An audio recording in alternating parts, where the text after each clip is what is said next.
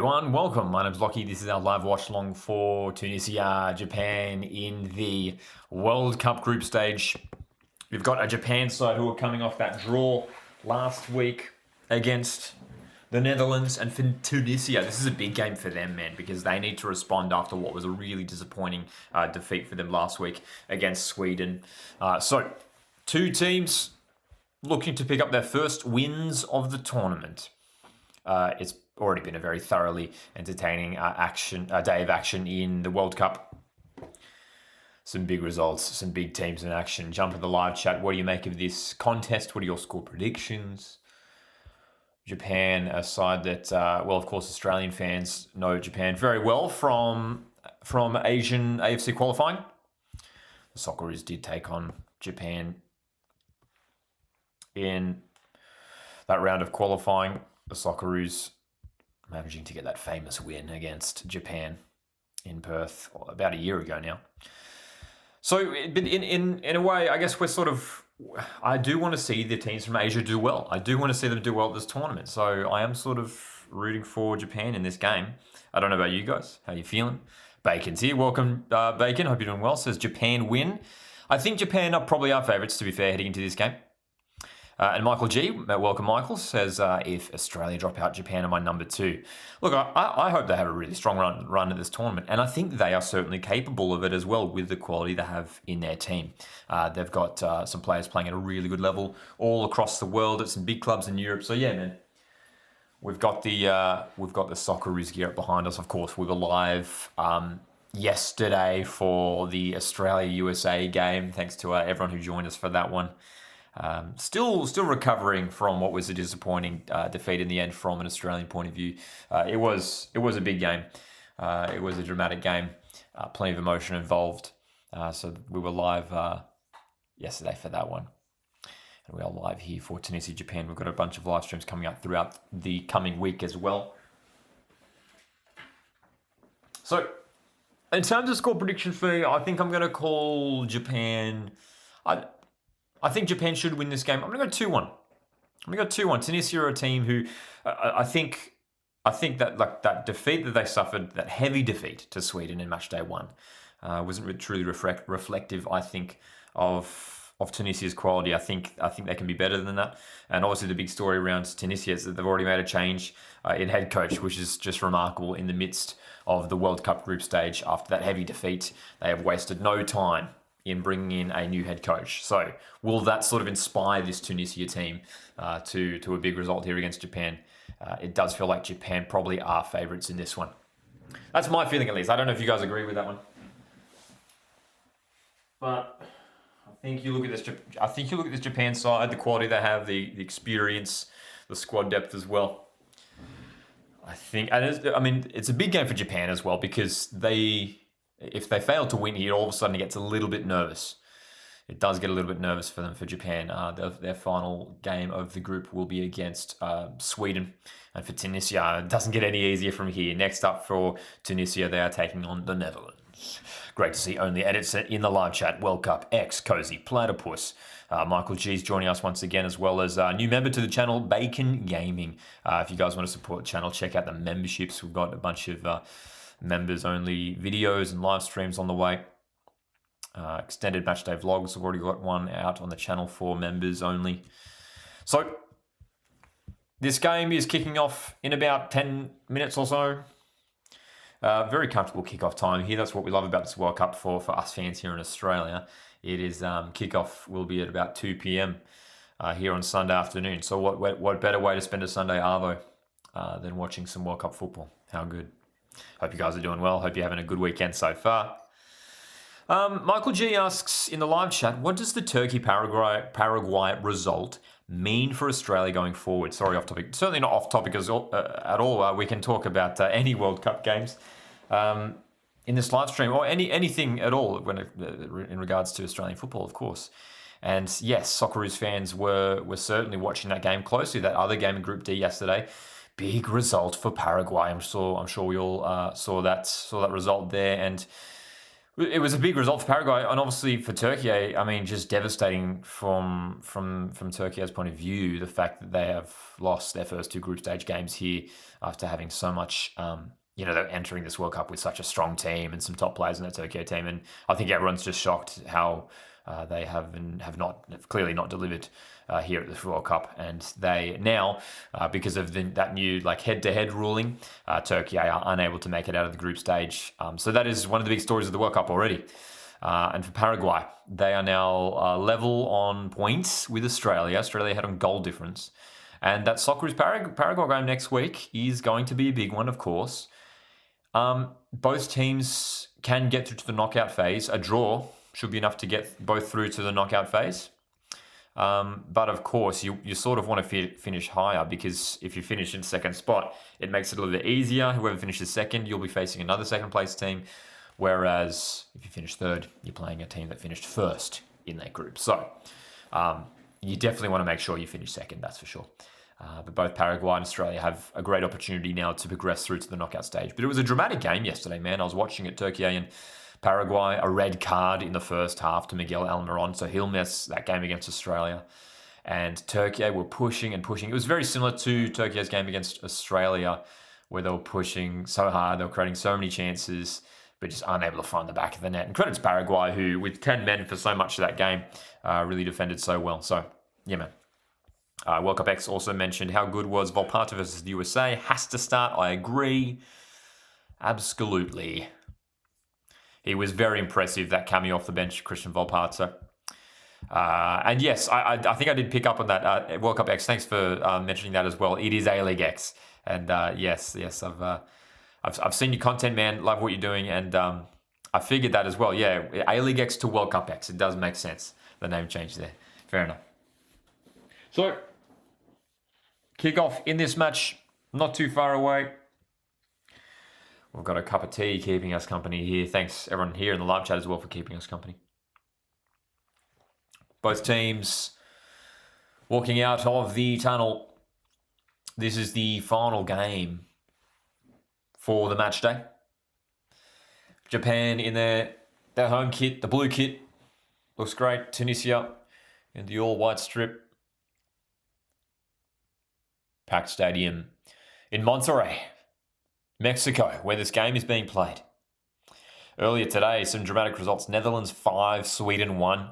Big win there for the Netherlands. Of course, Netherlands played Japan in the last game. 2-2 draw between those two teams. So Netherlands are looking very, very impressive. Good response after that draw last week against Japan. Big 5-1 win against Sweden. Sweden who they themselves picked up a big win against Tunisia last week. So looking at the state of play in this group, it is quite interesting. Netherlands top the group at the moment with 4 points. Sweden 3 points.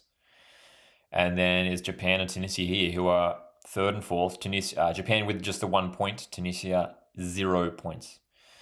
So this is a massive game for Tunisia. If they fail to get a point here, they are out, aren't they? They would be out. So Tunisia really need to get something out of this game. And for Japan, I mean, they're just on 1 point now. I mean, even if this game ends in a draw for Japan, it gets a little bit worrying for them, because 2 points heading into the final group stage game against a good Sweden team.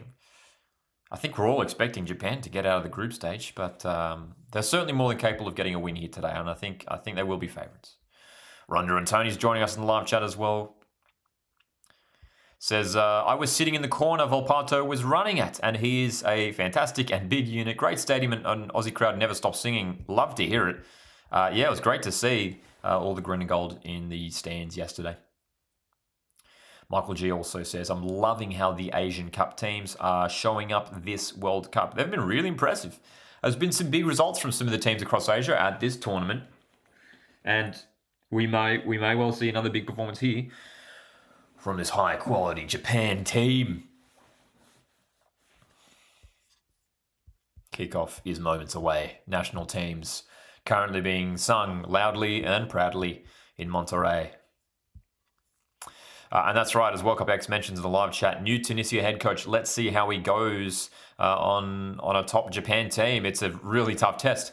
But yeah, Hervé Renard has come in short notice, obviously. Tunisia last week had a different head coach for that game against Sweden. They brought in Hervé Renard, who has been there, and he's done it.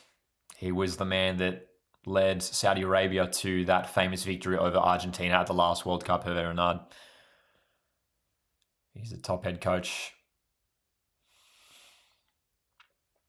And this is a difficult test, though, for Tunisia against a good Japan team. Alrighty. That's right. We've got some big games coming up as well.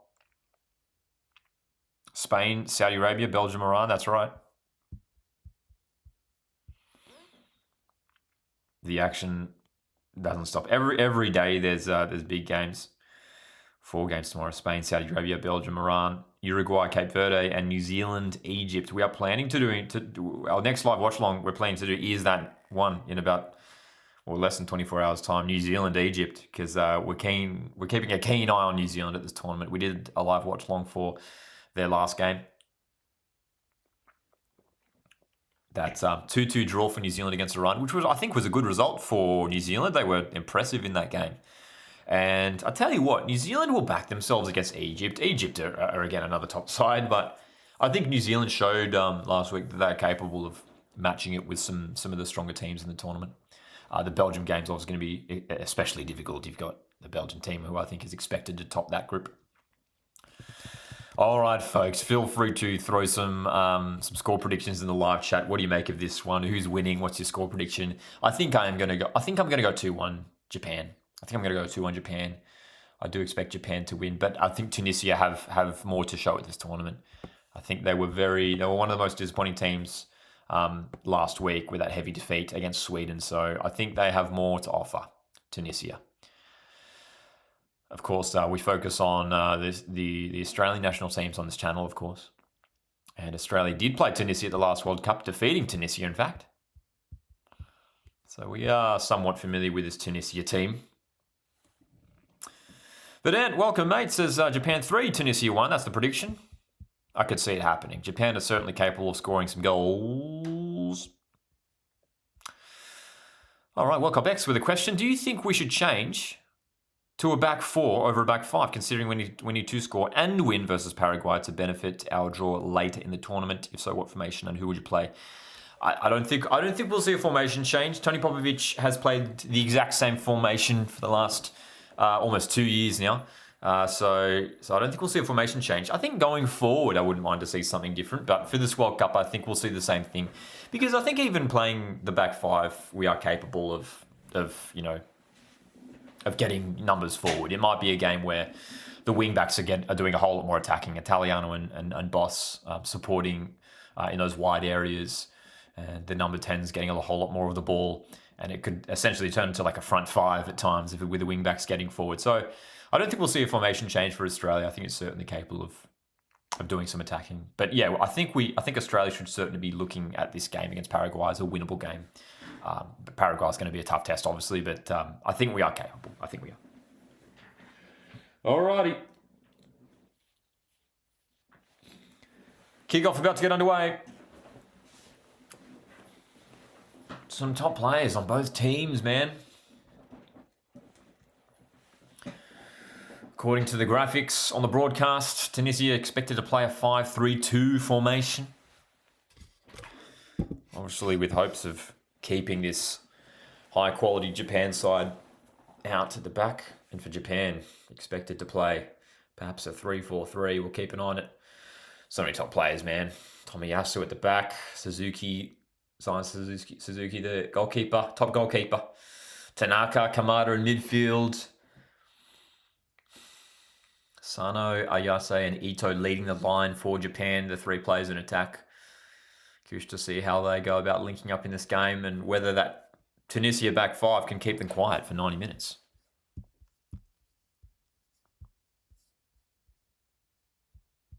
Vanand asks, were you disappointed with Australia's performance against USA since they didn't even score once? Yes, they didn't even score once. Came close towards the end.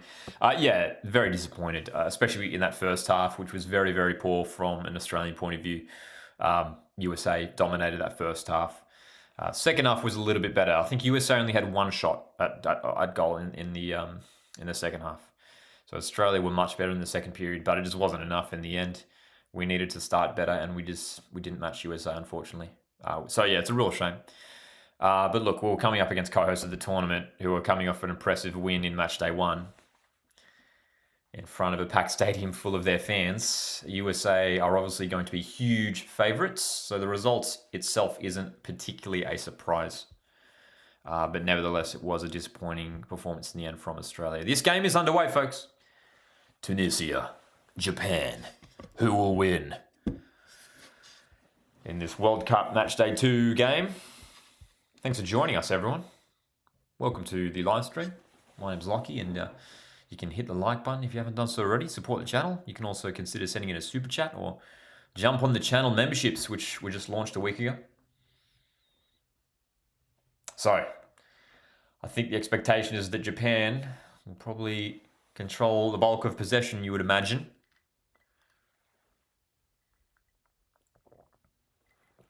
Nakamura with a... Ooh, is there a penalty shot there? We're only less than a minute in, and there's a player for Japan who's down in the box. It's a Yase. And the replays will be interesting. I didn't see the actual incident. Questions are being asked of the referee. These replays are going to be interesting. Is this a big moment early on? Ooh, that's a penalty for me, folks. Ayase is cleaned up from behind. That's a clear penalty. That's a clear penalty. Well, VAR have to intervene. That's a clear and obvious error if the refs missed that. It's not been checked. Can I get your reaction to this moment right here? That was clear and obvious penalty. That was as clear as it gets. I mean, Ayase is just... He's gotten to the ball first. The defenders come in late and just collected both legs from behind. And bizarrely, we're just playing on. Goodness me, if you're a Japan fan, you would be fuming at that. I mean, we had some big non-penalty calls in Australia's game with USA yesterday, which Australian fans are obviously pretty upset about. But that was just blatant. That was just... There's no question about that. That was just a clear penalty. Coral reckons it's a penalty. Michael G says must be the same ref from the Aussie game. I'm struggling to... I'd love to see another replay of that. Maybe I'm missing something. It didn't look like the defender got the ball at all. Just cleaned up the back of the legs. It's a penalty. Very, very bizarre scenes in the opening minutes of this match. As Tunisia's... Oh my gosh, Tunisia with a shot from long range. Curling effort not too far away. Wow, what a start to this game. Hooked his leg, says... Zarapis, yeah, he hooked his legs from the back. I'm just bewildered. I'm bewildered how VAR didn't even call the referee over. Because, look, the VAR's there to highlight those clear and obvious errors. Well, I think it's a clear and obvious error that the ref missed that foul there. That looked pretty clear. Welcome Devlin Brown, who says, a little worse than the handball in the USA Oz game.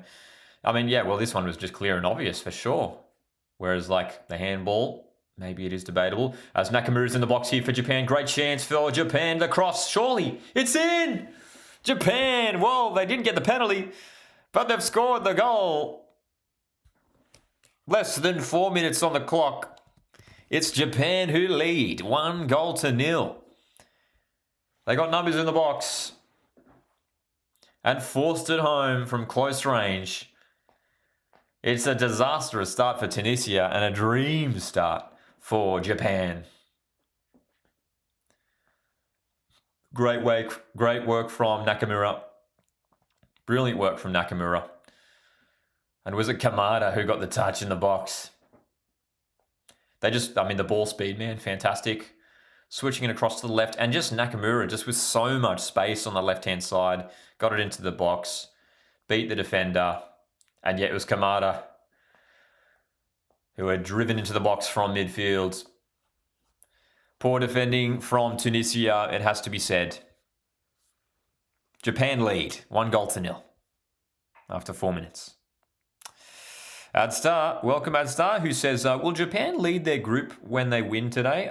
Let's have a quick check at the standings, shall we? Because that goal does shake things up a little bit, folks. They will not go top. Netherlands ahead on goal difference. Netherlands picked up a big 5-1 win over Sweden earlier today. Japan with +1 goal difference. Netherlands +4.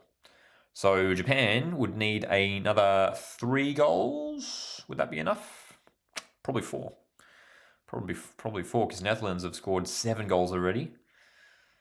I think Japan would need another 4 goals to overtake Netherlands at the top of the group. Brilliant start for Japan, folks. Kamada scores. It's a 1-0 lead. Long ball for Japan. They're in behind. Oh! First time effort. It was always going to be difficult for Ayase to control that, but I don't mind it. Going very direct there, and it almost worked out.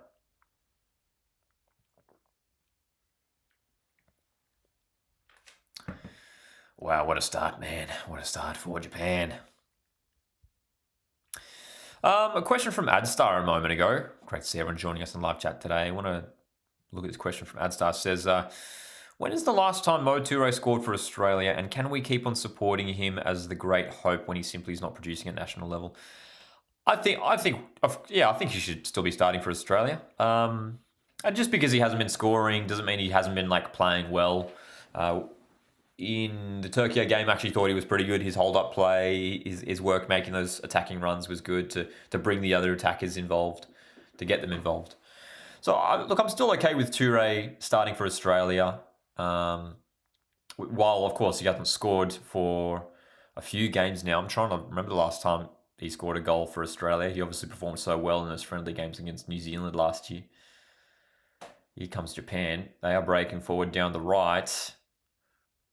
Into the box. It's a good challenge, and Tunisia can bring it clear. Tunisia just need to give themselves a moment to breathe on the ball, but Japan are not allowing that at all. Japan are just suffocating them, and as soon as Japan lose the ball, just that counter press, man, it's intense.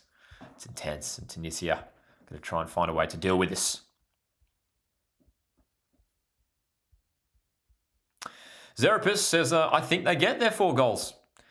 Well, with the way this game has started, maybe this could be a big win for Japan. My prediction heading into this one was Japan 2, Tunisia 1. I thought maybe it was going to be a little bit closer. I think this Tunisia side is still a decent team, man, and they're capable of getting a result in the day. But, yeah, man, it was concerning how much space, especially early on in this game, man.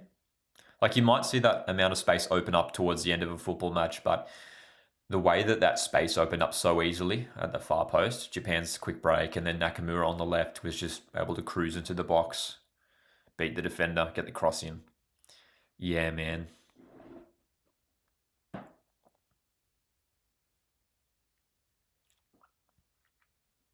Eight minutes in, it's Japan 1, Tunisia 0. Already a lot of drama in this game. A penalty shouts that wasn't even looked at by VAR, which was a big surprise to, I think, all of us here. But Japan managed to get their goal pretty soon after anyway. Tad Lee, welcome, mate. Tad Lee, member of the channel, says, I don't like the new head-to-head rule. It removes the third game surprise. Turkey already eliminated. Yeah, look, it's obviously going to have some mixed reactions. I don't really know how I feel about it yet. I think we'll see how I feel. I think I'll see how I feel after the group stage wraps up and how it all plays out as Japan are in again here. Oh my goodness. What a chance. It's a crucial slide challenge from Braun at the back. And Kamada was about to tap in goal number 2. What a save. E-Bikes, welcome to the live chat. What a chance. That was a brilliant sliding effort. E-Bikes, welcome to the live chat, mate. And yes, that was a fantastic save by the defender there. Welcome to the live chat as well. Callum says, on that note, Tunisia officially gone if they lose here. Indeed, it's a big game for Tunisia. They cannot afford to lose. So they need to respond, and it's been a disastrous start for them. Exactly what they didn't want. And is that another goal? What has just gone on there? Has it crossed the line? Japan had a corner. I think they've kept it out in the end. It was a bit of chaos in the box, and Japan almost had number 2. For a second, I thought it crossed the line. Oh, what a save. Goal line technology, folks. Dude, that was, I'll tell you what, this is close. Did it cross the line? Replays. Oh my goodness, that is so close. Millimeters away from goal number 2. E-Bike says it looks like it crossed. I thought it did too for a second. Well, real drama. What's going on here? Is playing being halted? Is this being looked at? The players from both teams speaking to the referee. This is going to be close here. Don't they just have goal line technology? Don't they have the thing where it just indicates, the referee gets like a little indication on his watch that it's a goal? This is a big moment here, folks. This might be goal number 2. Referee currently receiving some information via the earpiece, and it's no goal. It's no goal. Okay, so goodness me, that means it's going to go down as an incredible save by Tunisia's goalkeeper there. What a save. What a save. Michael says that's a goal. It looked like it, didn't it? But they've obviously got the camera angles. They've determined it wasn't a goal, so it's a fantastic save. Incredible. And dude, that may well prove to be a very, very important save, because it has meant that the scoreline just remains at 1-0. Ayman Daman, the goalkeeper, the 29-year-old goalkeeper for Tunisia, that is a phenomenal save. Well, they're showing us the graphics now, and oh my goodness, are you kidding me? That's as close as it gets. Oh my goodness, they've just shown us the graphic of the ball on the goal line, and it literally almost looks like it's basically over. It must have been like literally a millimeter away from a goal. It doesn't get any closer, folks. I mean, I'd love to hear the official measurements there. It must be like a millimeter, literally, away from being a goal. Wow. Wow. We're only 12 minutes in, ladies and gentlemen, and there's already been plenty of drama in this game. Tan Lee says, so we're guaranteed a third place finish before the Paraguay game, win or draw? Yes, Australia will finish either second or third in the group. And of course, we want to, like, Australia haven't fully confirmed their place in the knockout phase yet. If we do finish third, well, here's the thing, right? If we win or draw, we finish second for Australia. If Australia win or draw, they finish second. We're ahead of Paraguay on goal difference, thanks to that 2-0 win against Turkey, and because Paraguay suffered that heavy defeat, that 4-1 defeat against USA. So, oh my gosh, dude, they're showing the replays of this save from Daman, and it's just incredible. What a stop. How did that not go in? I can't believe it. But yeah, just going back to Tanley's comment there. If Australia lose, Paraguay obviously jump up to second place. And then Australia are going to hope that we are one of the best third-placed finished teams. Only 8, the top 8 out of the 12 third-place teams go through. So we would, I mean, hopefully if we do lose, of course we're never hoping we lose, but if it is a loss, we need to hope that it's by no more than just the 1 goal, and hopefully that's enough to get us through. But yeah, there's obviously so much to keep an eye on in that final match day, all across the various groups. But look, from an Australian point of view, I think Australia have to be going into that Paraguay game aiming to win. Especially, like, obviously a draw would be enough, but we have to be winning that game. I think we're capable. I think watching Paraguay, they were good. They were defensively strong against Turkey, just with 10 players for that second half as well. But watching Paraguay over these last couple games and Australia, I think we are capable of getting a win against Paraguay. I'm not saying we will. I'm just saying Australia are capable of defeating Paraguay. especially seeing the second half response yesterday while Australia didn't get the goal. Christian Volpato, Nesri Nkunda, Connor Metcalf's looking in good form. Mo Ture leading the line. There's more than enough attacking threat for Australia. I could see Australia scoring a couple goals against Paraguay. But hey, that is for next week to worry about.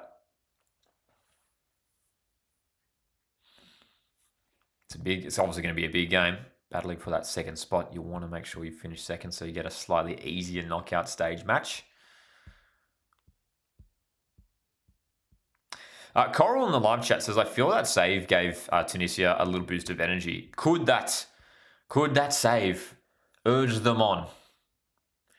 You may well be right, Coral. It's Tunisia with a corner, and the header's going to sail back out wide for a throw. And Tunisia are looking for a response here. Disappointing start, conceding that early goal. Rondo Tony says, we are off to the bar to watch the rest of the game. Currently in Bend, Oregon. Good calling, Lockie. Thanks for tuning in all the way from Oregon. Really appreciate that, and enjoy the rest of your evening. It would be over there, of course. Japan defending this well and looking to come away on the counter-attack. Kamada on the ball. Overlapping run from Nakamura. Kamada drives inside, but that's a good defensive challenge, and Tunisia regain possession.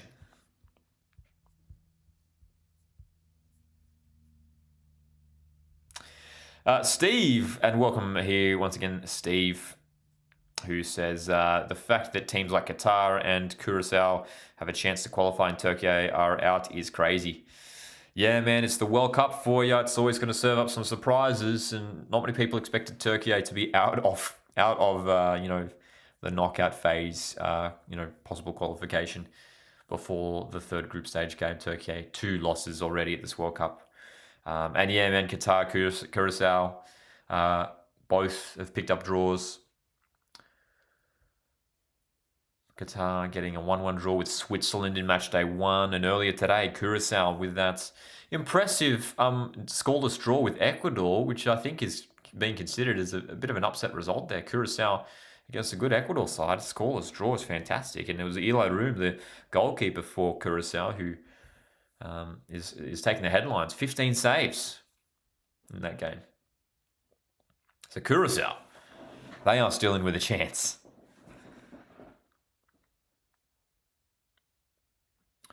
Japan with the lead on the scoreline. Tunisia need to come back here. Need to get something out of this game, otherwise they are out.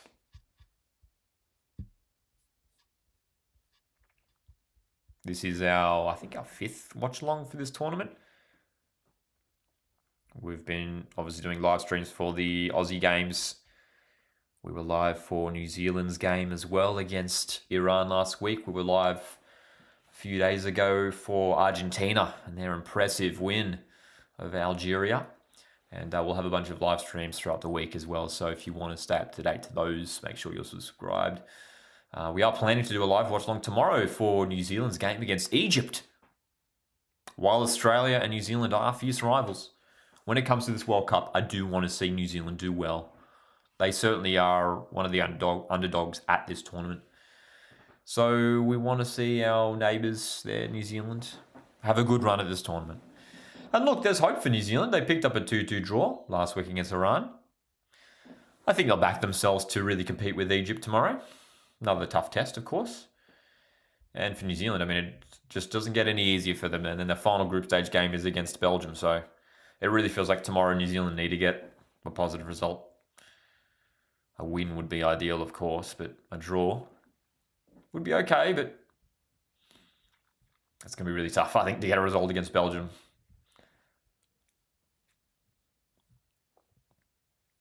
This game being played in Monterrey, in Mexico. It's interesting watching the games that are played in Mexico. You obviously see plenty of fans of both teams in the stands, but you do also see in the crowd, I'm spotting so many green Mexico jerseys. Mexico have already qualified for the knockout phase. Long ball for Japan, looking for Doan. Bit of a clash in the air, and the referees halted things here. In fact, it was Ito who made the run from the right wing. This game is sort of leveled out a little bit. Japan made a bright start, but it's looking a little bit more even at the moment.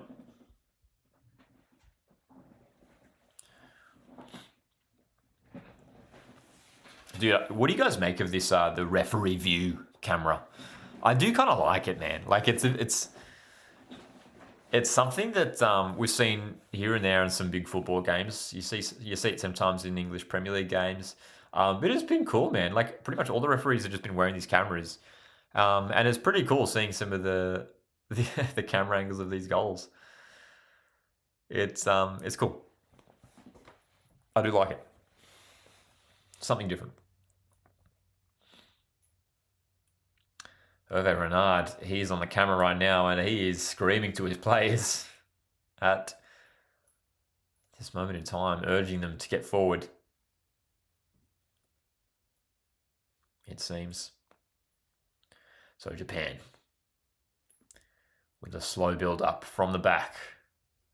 Tunisia defending in this 5-4-1 shape, looking to limit Japan's opportunities. This Japan team, so much quality. Great squad depth as well. They've got good players on the bench. Devlin says, love the ref cam. Says a lot of them have been great POVs. Indeed. There's been. I love the one of Iran Kunda's goal for Australia against Turkey. The ref's view for that one is just awesome. It's just like right behind Iran Kunda, just seeing him beat the defenders and score the goal. So there's been some great shots from those ref cams.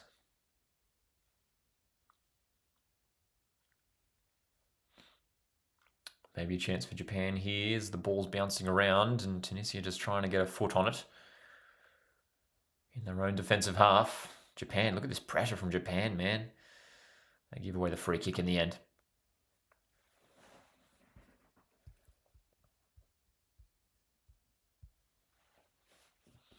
So, two of the co-hosts already qualifying for the knockout phase. It's Mexico, it's USA who are already through. Is anyone else through after today? Germany, perhaps? Germany, perhaps? Because Germany did pick up a victory today. They are through. So Germany are through to the knockout stage after 2 wins in their group stage so far.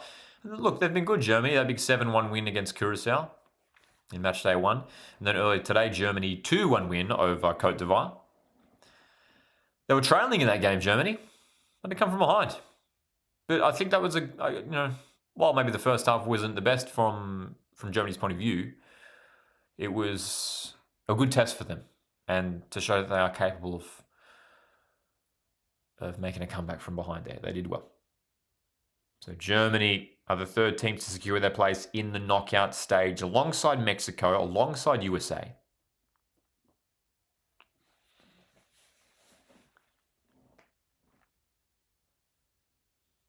Essentially, if you get 2 wins, you're into the knockout stage. Basically, if you lose 2 games, you're out, hey?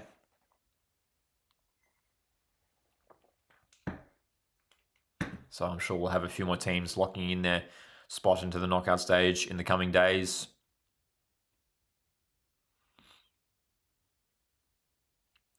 Teams like Norway and France, Argentina, Austria, Colombia, England and Ghana are all capable of locking in a spot in the knockout stage. All those teams I just mentioned picked up victories in match day 1. So we've got the first hydration break of the game right now. And Japan have looked like the better side overall. Tunisia have had a couple of moments getting forward, but haven't been able to test Suzuki in the goals there for Japan. Let's take a look at the match stats so far, see what it's saying after 24 minutes. So Japan, 4 shots, just the 1 on target, and of course, the 1 goal. 68% possession as well for Japan, as we probably expected. For Tunisia, just that 1 goal. It was that shot from long range from Hannibal Medri, sailing wide of the goal. So Tunisia, Need to try and find a way to create some better quality opportunities. Coral says, you can still qualify if you're on third, though. Indeed, of course, yes, the top 8 out of 12 third place teams are going through to the knockout stage. Devlin says Canada and Switzerland are through on 4 points each. Is that confirmed? Is that locked in? We'll see exactly how that group pans out. But yeah, both those teams are looking pretty good, aren't they? 4 points each.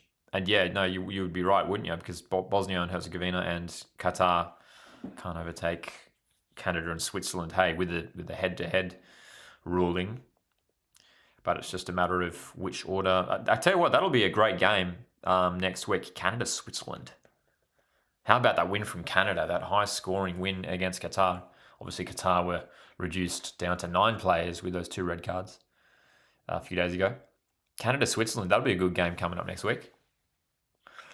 Big run of games tomorrow as well. Spain, Saudi Arabia, Belgium, Iran, Uruguay, Cape Verde, and then to finish off tomorrow, New Zealand, Egypt. We are planning on doing a live watch-along for that New Zealand-Egypt game. The big games all throughout the week, of course. And then it's not too long until the match day 3 gets underway in a few days' time, where obviously that's when we have those simultaneous kickoffs, and brings plenty of drama, of course, those simultaneous kickoffs. Steve says Germany and I think Netherlands are going through after today.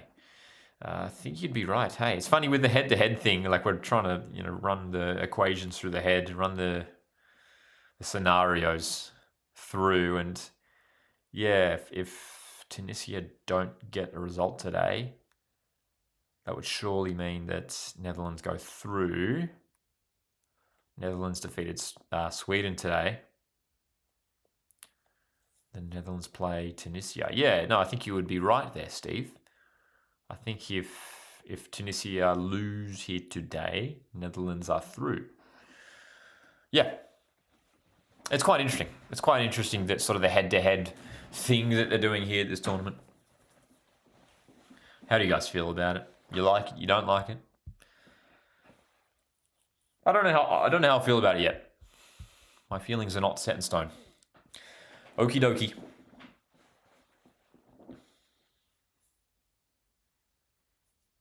"27 minutes have ticked by in this game, and it's Japan with a 1-goal lead over Tunisia. Dark Tata in the live chat. Welcome, says Hannibal can still create a moment of magic. Believe. He's certainly one of their more dangerous attacking outlets, and he's on the ball as we speak right now, driving to the middle and giving one down the left to chase here. Here come Tunisia. They've only had 1 shot so far. He was off target. But Japan, they've got defenders at the back, and they're able to clear it. Maybe this hydration break will be a little bit of a turning point here. Maybe Tunisia can get themselves into this game a little bit more, start to create some opportunities. Tunisia can't afford to lose. It's as simple as that. They need to get a result to keep their World Cup dream alive. It was a disappointing result in the end for Tunisia in match day 1. 5-1 defeat against Sweden. And I think they're better than that, Tunisia. I think they are. A dramatic change of head coach as well, Tunisia, bringing in Hervé Renard. Can he steer them to a good result here? E-Bike says Tunisia can't win a second ball for their lives. They've got a decent spell of possession here, knocking it around that halfway line. But Japan just every time Tunisia get a sort of a forward pass into a dangerous area, Japan just have numbers there to close them down so quickly. So Tunisia are going to have to be really effective with their passes, with their ball movement, with their runs. Nakamura, that's good closing down, throw in. This Japan side, such a top quality team. I rate them really highly. And I think they are capable of having a strong run at this tournament. And to be fair, favourites heading into this game, Japan ranked 18th in the FIFA rankings, Tunisia 45th. 45th.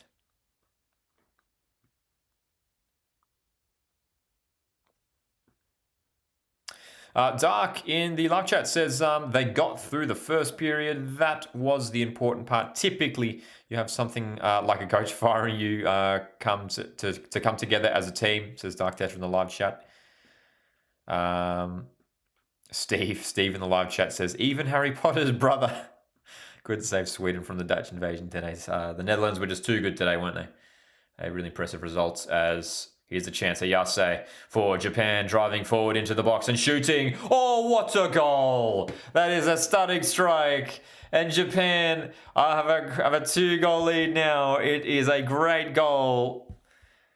It just opened up far too easily. Ayase striding forward. And a brilliant, brilliant goal to that far corner. Absolutely brilliant.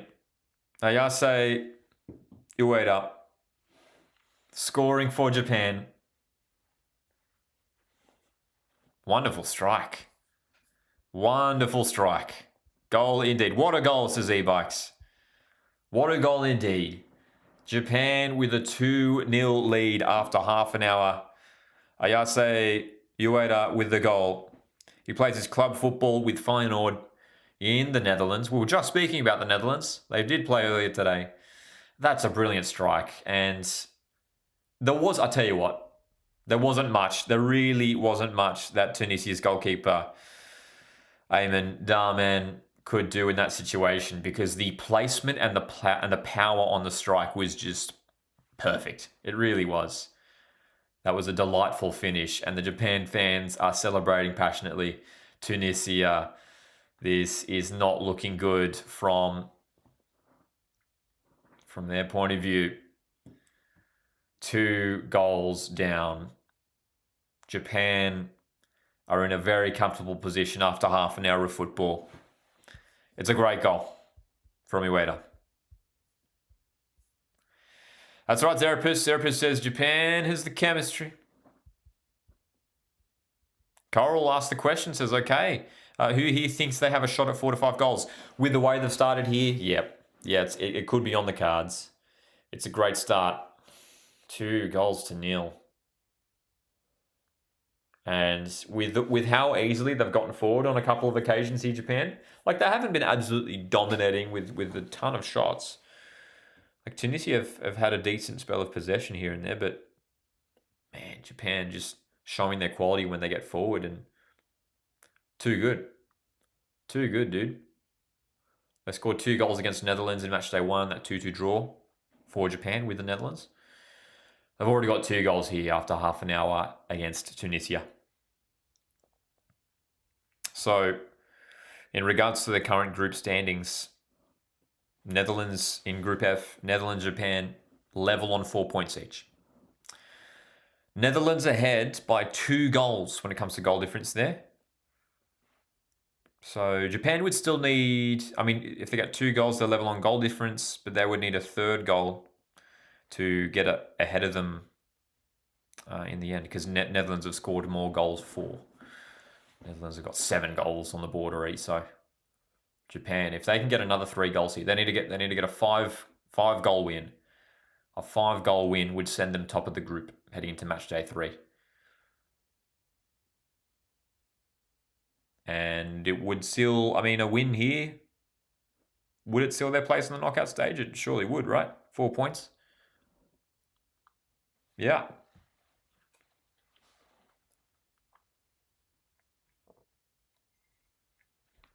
Japan. Brilliant stuff so far. Tunisia looking to get forward here. Here's a chance for Tunisia. Oh, well done. Good defense, though. Nicely done. Tanaka. Working hard at the back. And Japan win the free kick. As Hannibal's given away the foul there. Man, this has been a pretty disastrous start for Tunisia, hasn't it? They've got a long way to come back now. I mean, would a point be enough for them? It would be, wouldn't it? And then in Tunisia, their final group stage game, I mean, it's against the Netherlands. It wouldn't be enough, would it? Don't Tunisia need a win? Am I getting my maths correct here?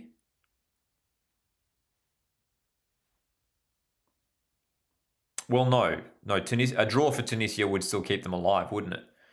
And then if Sweden lose their game and then Tunisia win their final game.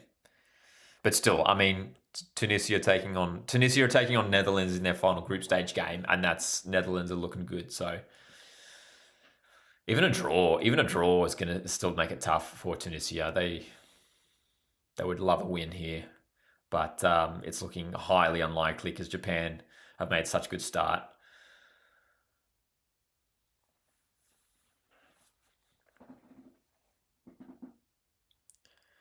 Hannibal Mejbri going long with a switch over to the right-hand side. That's a good defensive run, though, by Nakamura, who sends it back to his goalkeeper.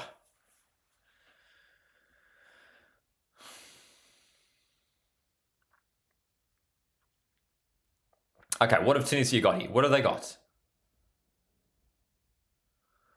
Got just over 10 minutes before half-time.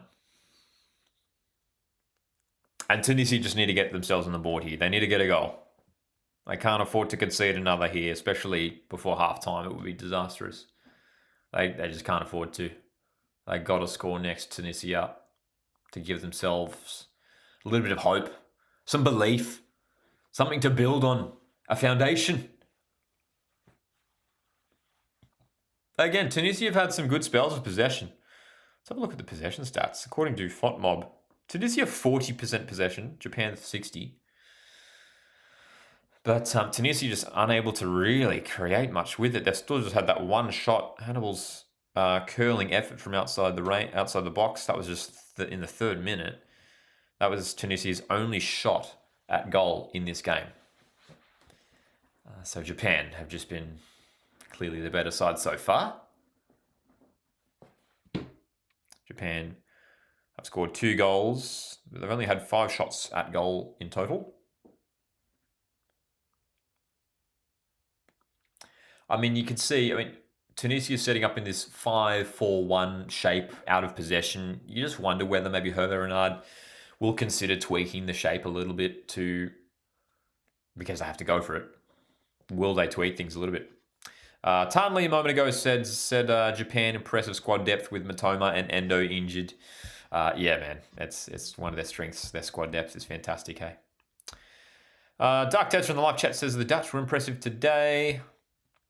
And also says the Blue Samurai 2-2 was impressive. Looking at Sweden today, that's right, yeah. Japan are a good side. They are very, very good. Steve, yep, that's right. Steve says if Japan win, Tunisia are out. Yeah. Yes, that much is certain. That much is certain. So, Tunisia. All eyes on them now. They're at a World Cup. Can they lift here? Can they elevate their level and compete with Japan?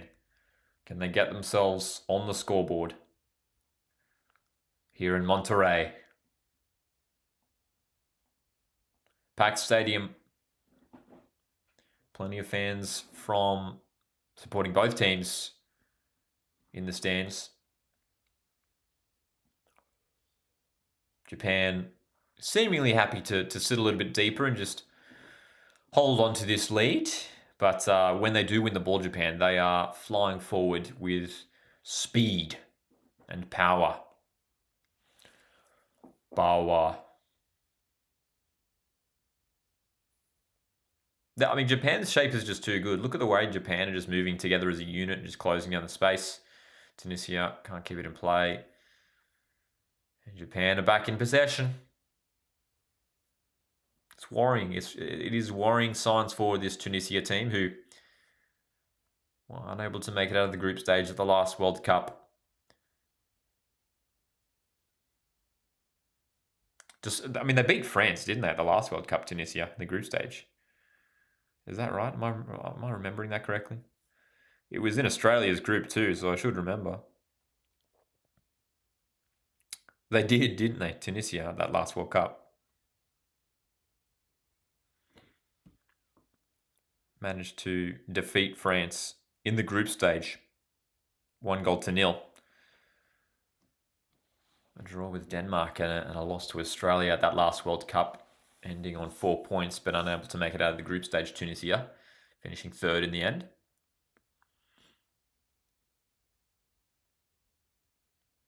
And at this World Cup, if they can't turn this around, they will finish bottom.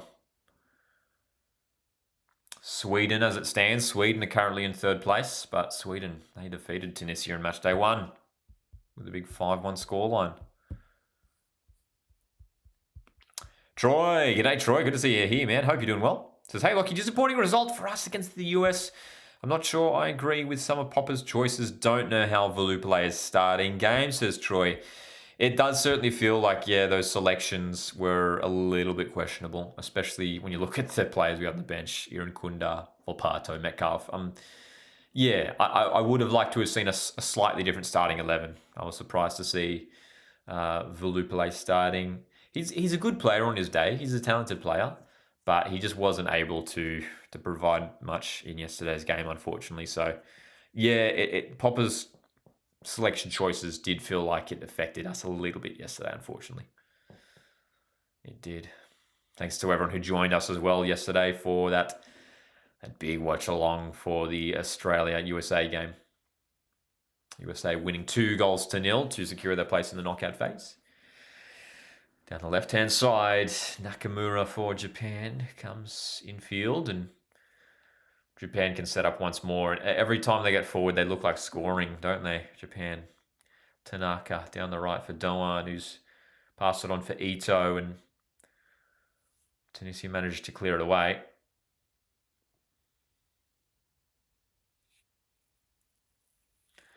You get the sense that Japan aren't even playing at their highest level, you know what I mean? Like, no disrespect to Tunisia, but it feels like Japan are cruising a little bit in this contest. They're just such a fantastic side, and then all their players know their roles so well. That for Japan, it's looking a little bit too easy for them at this stage. Nice play down the left. Kamada combining with Nakamura just comes unstuck. But Tunisia are just trying to scramble it clear at the moment, and they can't get themselves on the ball. Later stages of this first half. Thanks for joining us for this live watch-along, everyone. This is Tunisia leading Japan. Sorry, no, other way around. Excuse me. Japan leading Tunisia 2-0. Tunisia, well, they wish they were leading this game. They need to get a result out of this game to keep their World Cup dream alive. Hit the like button if you haven't done so already. You can also consider supporting the channel by sending in a super chat or joining our memberships. Japan have it on the right and getting numbers forward. They're looking for goal number 3. Switch of players cutouts. But Japan maintain possession of the ball. And that's a push in the back. Free kick for Japan in a good position. Bron committing the foul. And this is something where Japan, an area of the pitch where Japan could really create something here. Tanley earlier on said Australia almost got knocked out if Lex didn't score against Tunisia. Since Tunisia beat France. That is true. Yes, of course, Lecky's goal against Denmark in that last World Cup. Tanley also says that USA exposed Popper. Only have one game plan with no plan B. Japan's cross from their free kick. Dangerous ball headed up into the air. And Tunisia finally get it properly clear.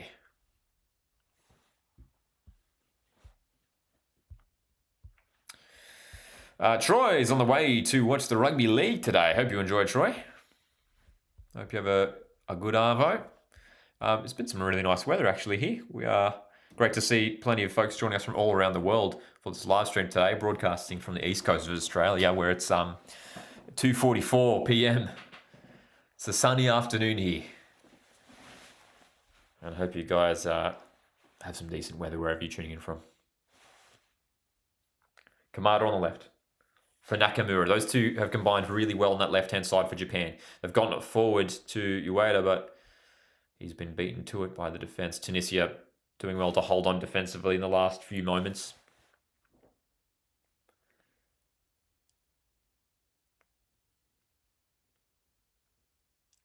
Japan are just like too fast. Their defenders are just so quick at closing them down.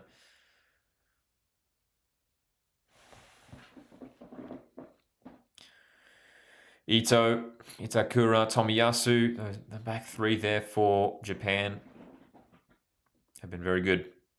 Itakura, in fact, got the assist for one of Japan's goals there from centre back.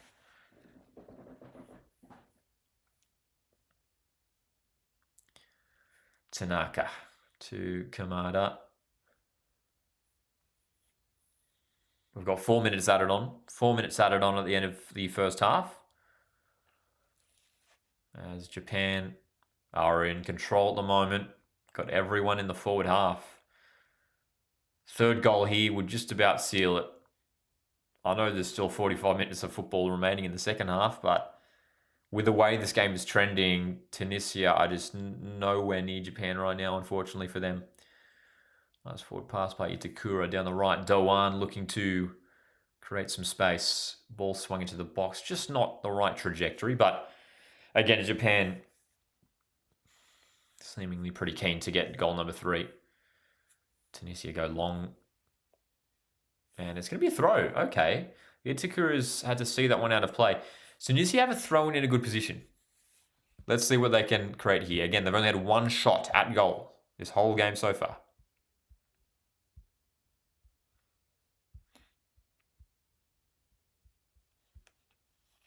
Steve says, Japan looking like this without their biggest stars is impressive. It's a credit to their squad depth and just, yeah, man, as a squad overall, the tactics that they play, every player can come in and play, do a job. Oh, a bit of commotion in the box. Suzuki was taken out of it and has won a free kick as Hannibal Mabry was competing. He stayed down hurt. Correct decision in the end. Yeah, certainly correct decision. And maybe a bit of a sore one for Hannibal, who just had a little collision there with Zion Suzuki, the goalkeeper.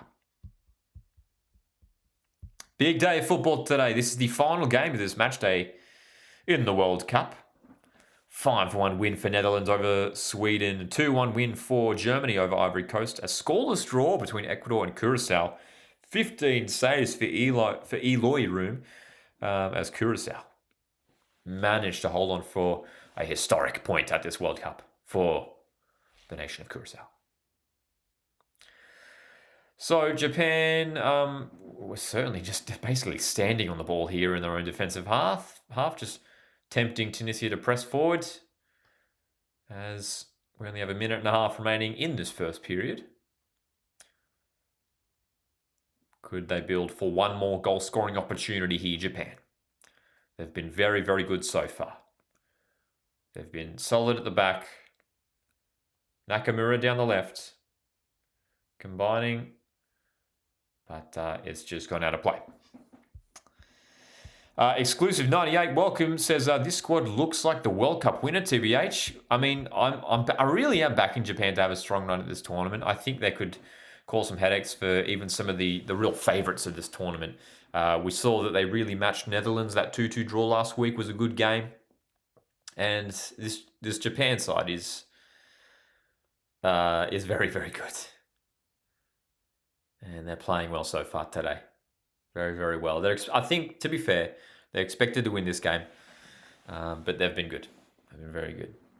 Sticking around at half time. Would love for you to jump in the live chat if you guys have any comments on this game, questions on anything World Cup related. Of course, here at Lucky Talks Football, our focus is on Australian football as well. As the header comes in off that long free kick from Tunisia. And that's going to go down as Tunisia's second shot of the game. It did not trouble Zion Suzuki in Japan's goal at all.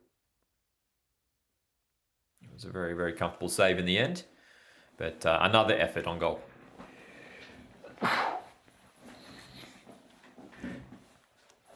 Half time in Monterrey. Japan 2. Tunisia 0. Overall, a pretty comfortable game so far from Japan's point of view. And Tunisia, they cannot afford to lose this game, because if they lose, they are out. It is as simple as that. Let's take a look at the stats What are your thoughts on this game so far? Let us know in the live chat.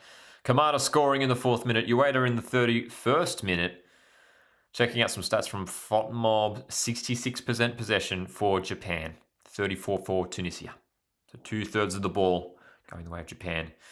Tunisia just with the 2 shots. Neither of those on target. And for Japan, 5 shots, 3 on target. Tunisia have only had 2 touches in the opponent's box. Japan, 11. So that sort of sums it up for you. I mean, Tunisia, 2 shots, and again, just those 2 touches in the opponent's box.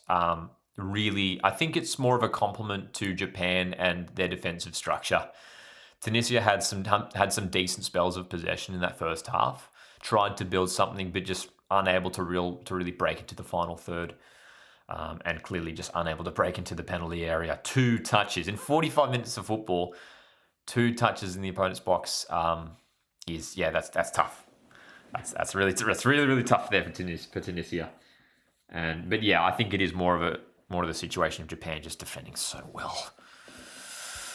Alrighty. E-Bike says, a shame that Kubo is not present. Yeah, no Kubo as well today for Japan.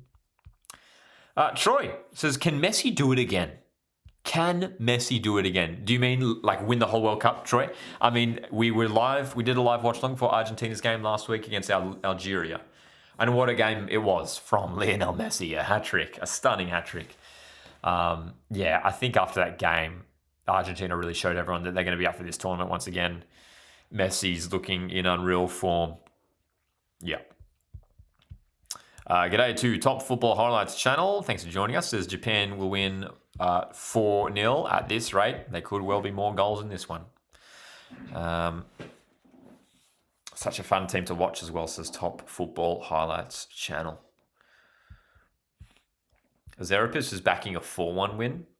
It'd be cool to see Tunisia get on the score sheet to make this interesting. Look, the scoreline is at 2-0. Tunisia, well, they clearly need to change something up in the second half. I wonder if their new head coach, Hervé Renard, will be tempted just to tweak the system a little bit, maybe commit some more numbers forward. They have to find some way to unlock this Japan defense because, again, 2 touches in the opponent's box. It's going to make it really hard for you to get back into the game. Troy, on that Messi comment, says, yeah, I'd love to see it. I'll be honest, I prefer Messi over Ronaldo, says Troy. As amazing as he is, please don't come at me, guys, just my opinion.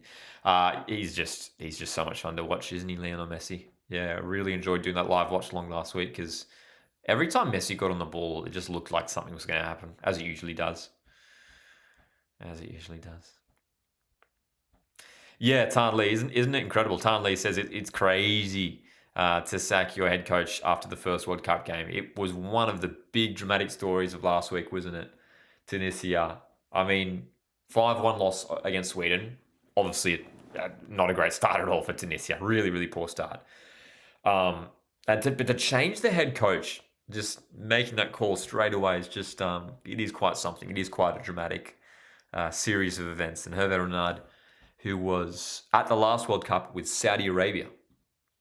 Well, he's back at a World Cup once again.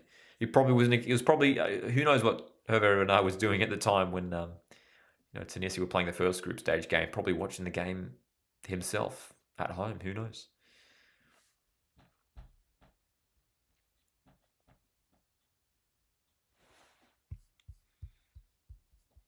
But Hervé Renard, I mean, he led Saudi Arabia to a big victory against Argentina at that last World Cup. Can he lead Tunisia to a big comeback here?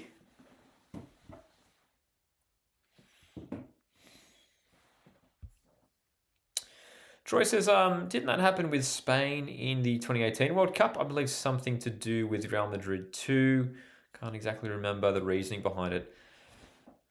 You're testing my memory. That does sound familiar.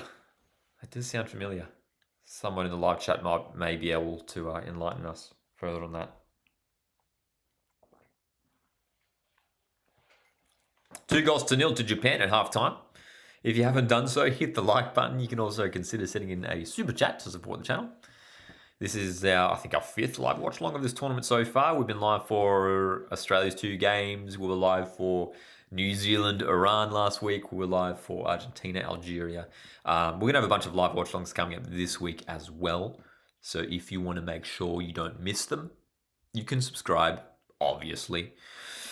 We're probably going to be live tomorrow for New Zealand, Egypt. We are keen to see how New Zealand go at this tournament. I was actually impressed with New Zealand's 2-2 draw with Iran. They looked decent in that game. Overall, they did look good, I thought. Some big games tomorrow, actually. So tomorrow gets underway with Spain, Saudi Arabia. That's a big game. Uruguay, Uruguay, Cape Verde also playing tomorrow. Belgium taking on Iran. And then New Zealand are playing Egypt tomorrow.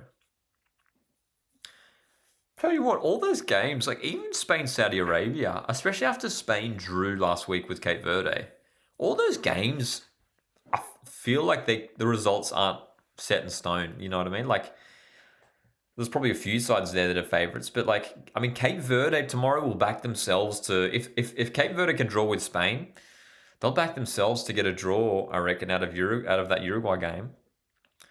Belgium, Iran. I mean, Belgium probably will be favourites against Iran, but I think Iran could get something out of that game. I don't think Iran could get something out of that Belgium game tomorrow. And look, I mean, Spain, they need to respond with a big win, I think, against Saudi Arabia. But Saudi Arabia are a difficult team to break down. So that's going to be a test there for Spain. Very, very interesting to see how that game plays out. And then the final game tomorrow is New Zealand, Egypt. I mean, New Zealand showed us with that 2-2 draw against Iran last week that they're going to be here to really, really compete here in New Zealand. I don't think they're going to be a team that will easily be beaten in this tournament. We know Egypt are a good side with some top players, but I could see New Zealand getting something out of that Egypt game as well. So tomorrow's games are actually quite intriguing. We've already seen plenty of upsets and dramatic results at this tournament. Tan Lee says New Zealand's play style is entertaining. We really enjoyed watching them at their last in their last game. That's for sure. What are we saying here? Troy says this also may sound crazy, but I think Portugal has one of the greatest midfields at this World Cup. But I think Ronaldo should step back. It's almost disrespectful to Portugal's best players in Europe, says Troy. I mean, it's obviously a big topic of conversation. Cristiano Ronaldo, obviously one of the star players at this tournament. And in regards to that midfield, it is a really high quality midfield that Portugal have. Their squad overall is one of the best at this tournament, and they should be expecting themselves to make a deep run.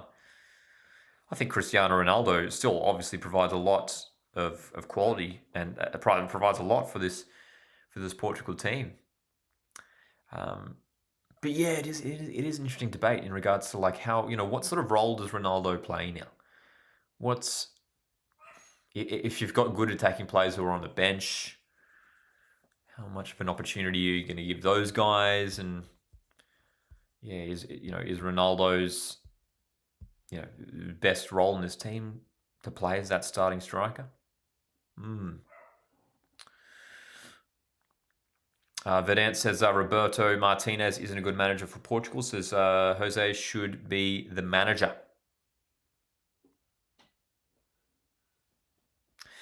Troy in the live chat says, New Zealand playing Egypt will be interesting. Mo Salah versus the almighty Tim Payne. Yes, two of the stars of world football, Mo Salah of Egypt and Tim Payne of New Zealand. And speaking of Tim Payne, just a couple of days ago, he did secure that move to Paraguay, to one of Paraguay's clubs over there. So big move there for Tim Payne. Very exciting last few weeks for him. It's been quite remarkable seeing Tim Payne's rise to fame. Last season, he was a right back for Wellington Phoenix, and now he's got millions of followers, and he's heading over to the other side of the world to play some club football in Paraguay. It is quite remarkable. Second half, not too far away. It is Tunisia 0, Japan 2. Japan looking pretty comfortable overall in this game. Again, Tunisia just with... Well, FOTMob is just saying one shot now. I think it probably was two. There was that early effort from Hannibal from long range, and they had a header off a set piece late on, but the header didn't really trouble the goalkeeper at all. So Tunisia clearly need more in the second half. They need something different. They can't let this keep going the way that it has gone so far. They need to shake this up. Whether that's maybe looking at some options off the bench, having a look at Tunisia's options on the bench. Who can they look for? Their attackers, Alumi, Ben Juanez as well, Mastari. I mean, there's good players in this Tunisia team, man, playing at some good level around the world, in Europe. I've just got to find a way to get the star players involved. I mean, Hannibal Mejri is playing as sort of one of those number 10s off that left-hand side, and he's probably looked like Tunisia's best player, but just, again, it's not really saying much. He hasn't really been able to actually influence the game all that much. And for Japan, they want to make sure they score a third here just to seal this one, I think. And it's, again, they're probably looking at their goal difference. That's the interesting thing when you look at these groups. When it comes to goal difference, it could well play a big factor come the end. And Japan, well, a 5-goal win would take them ahead of Netherlands at this stage. So if they could get another 3 goals, they'll go top of Group F. Troy asks, do you think Almiron missing the game against us will help us? I was surprised they still managed to beat Turkey, but Turkey have been poor this time around, which I didn't see coming. I don't think any of us saw Turkey struggling as much as they did at this tournament. Look, Miguel Almiron missing for that last group stage game against Australia is obviously going to be a big blow for Paraguay because he's considered one of their star players. One of their top players there, Almiron. He's an experienced player. He's a high-quality player. So it's obviously, I think going to be a boost for the Socceroos' point of view. And for Paraguay, disappointing that they'll be without him. It was obviously one of the big talking points yesterday. Miguel Almiron receiving that red card for covering his mouth while speaking to an opponent, which new rules coming in stating that is a red card offence. Was certainly sparked a lot of debate yesterday. But look, the rules are the rules. They've been brought in. And it's the first time we've seen it at this World Cup, hasn't it? For that red card given for that sort of an incident.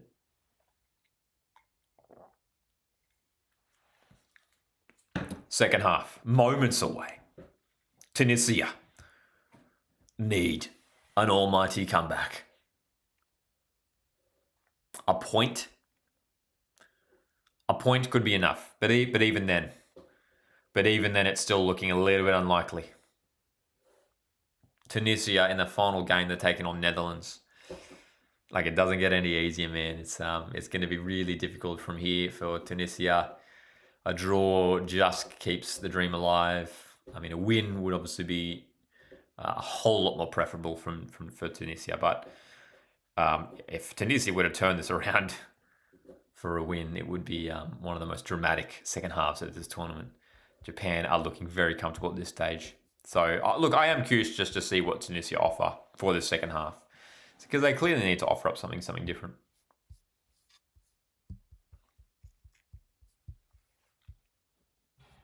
Struggling to create any real quality opportunities in that first period, Tunisia. But honestly, for Japan, man, how far can they go at this tournament? They're a side who has such great squad depth. They're showing us here, even with some of their top players missing, that they are just still an elite side. And we saw in their game last week against Netherlands, that 2-2 draw, Japan are capable of matching it with another top side there. Netherlands are a high-quality team. So Tunisia are making a change here at halftime. And that they needed to. They needed to make an alteration. It's Ben Himida coming on for Tunisia, the number 21, to provide a different option. Not only that, they're making a second change as well. Gabari's coming on as well for Tunisia. So, a double change with the intention of turning the tide in this contest. Troy says, can't wait for your live stream for our last group stage game.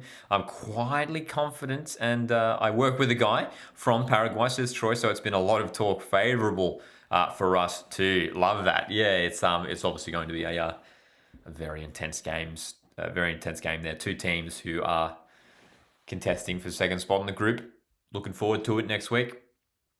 Good kickoff time for Australians as well. Midday on the east coast of Australia on Friday next week. So this second half is underway, folks. Tunisia have just made a double change at the break. Will that be the catalyst for an almighty comeback here for Tunisia? They need it. They need something.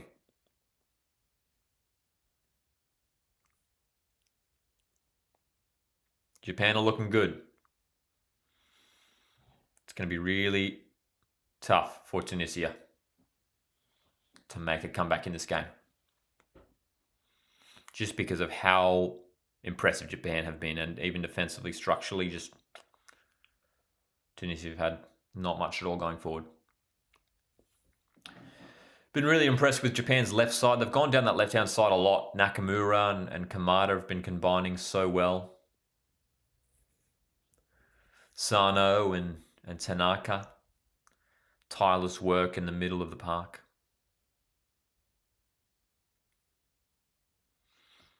Japan have thrown in a good position as they look to build for a third goal. And dude, I mean, with the way this game's going, a third goal would just about seal it. Would surely be a mountain too big to climb for this Tunisia side.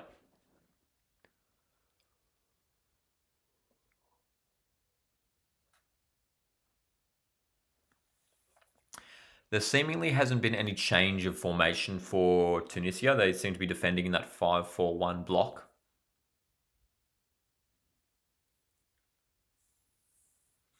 Japan just knocking the ball around at the moment, trying to find those spaces, trying to unlock those gaps.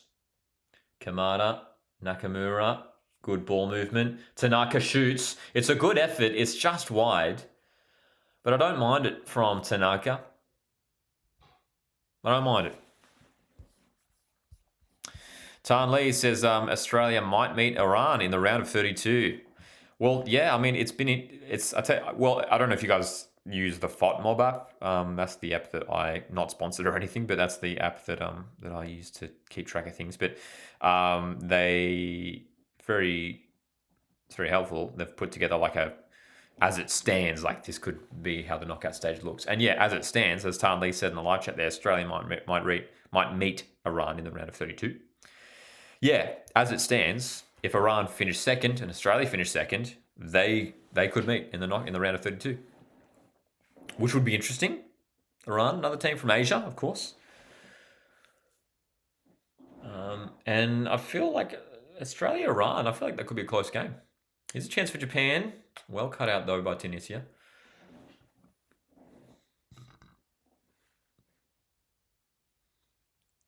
So that's the thing. I mean, you want to make sure you are finishing as high as possible in the group. If you finish second, you're playing another team that finished second. If you finish third, you're playing a team who finished top of their group. So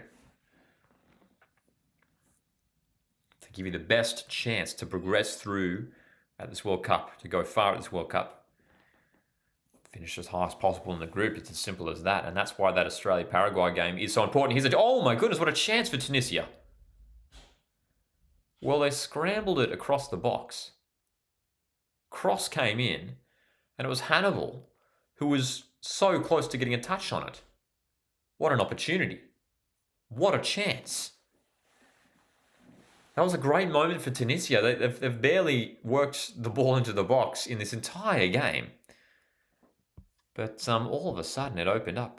Xerapus a moment ago also highlighted that Japan's ball movement is insane. It's been very impressive. CBY edits. Welcome to the live chat, mate. Says Paraguay is going to be a cagey game. I think possibly a 1-1 or 0-all, which for us is perfectly fine. Yes, a draw will be enough to secure a second spot for Australia. Tanley asked the question, when was the last time we played Iran? 1998? Surely we've played them since then. Surely Australia have played Iran since then. Maybe in qualifying or something. At an Asian Cup. Someone look it up for us. When's the last time Australia played Iran? Because those two teams might meet in the knockout stage. But yeah, someone jump on a Google search for us and look that up. Surely we've played them more recently.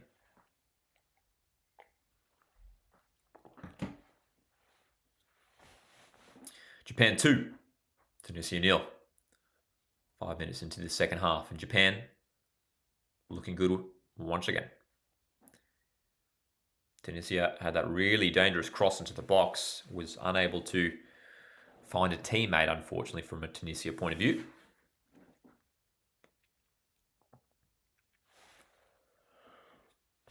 Tunisia just having a really difficult time in this game, unfortunately. It's been tough going for them. Tunisia have won a throw-in here, though. Nope, they haven't. It's going to go the way of Japan. I mean, it's going to be difficult here for Tunisia as well because, they need to make a comeback in this game. They can't afford to lose.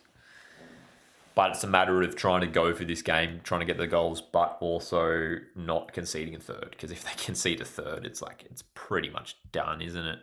It's pretty much done. Is that right? CBY edits. So there we go. We were asking the question a moment ago, when was the last time Australia played Iran? And CBY edits says last time we played Iran was the 1998 World Cup qualifier, 1-1 in Iran, Tehran. Is that right? 1998? That actually is really surprising. Surely we've played them in qualifying or an Asian Cup or something.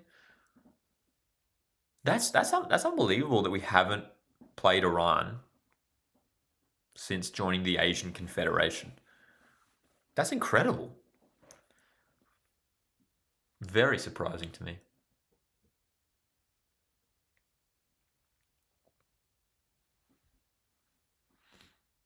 Well, that'll be interesting. If Australia do play Iran in the round of 32, that would be an interesting game. That would be a very, very fascinating game. I think it would be pretty even. I think both teams will back themselves to get a win there.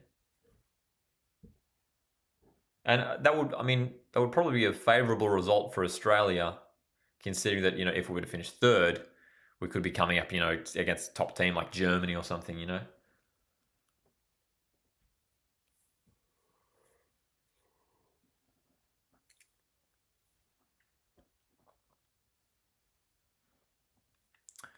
So Tunisia playing out from the back, but Japan just pressing with so much intensity. So much pressure. Player for Tunisia has gone down hurt here after a heavy challenge. That pressing from Japan was intense, and the tackle coming off a bit worse for wear there. Shkiri for Tunisia.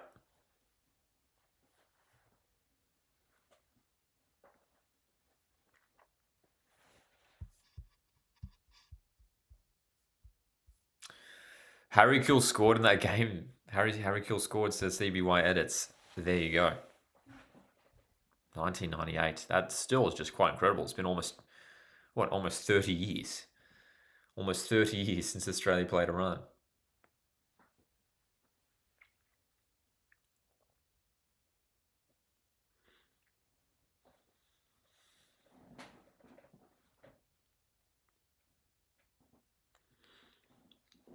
Japan comfortable in possession, moving around the back.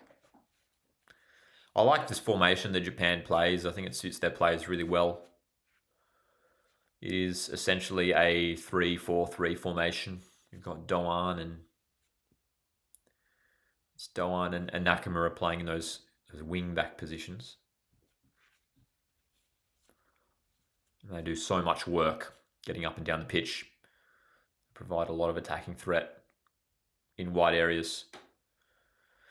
Foul committed there. Ito getting forward and giving away the free kick in the middle of the park for Tunisia. And for Tunisia, they just have to try and capitalise here on these moments of possession and getting themselves on the ball and getting to push into the opposition's half. Let's see what they can manufacture here, Tunisia, because they had a decent cross early on in the second half. They've sent one long, and it's just players clearly not on the same wavelength there. Ball over the top, but there was just no one there running through to chase it. The cameras are currently on Hervé Renard, the Tunisia head coach on the sidelines, who has got such a big task here in the second half to try and help his team push through for an almighty comeback.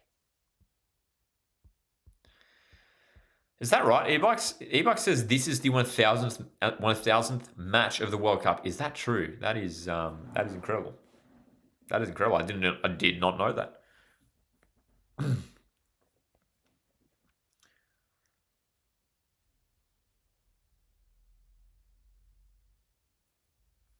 Japan shift it down the left. Ito looking for the run of Nakamura. Tanaka back to Itakura. Sano. Tomiyasu is basically shifting up as a right fullback now and allowing Doan to get forward. Ito can't find Doan.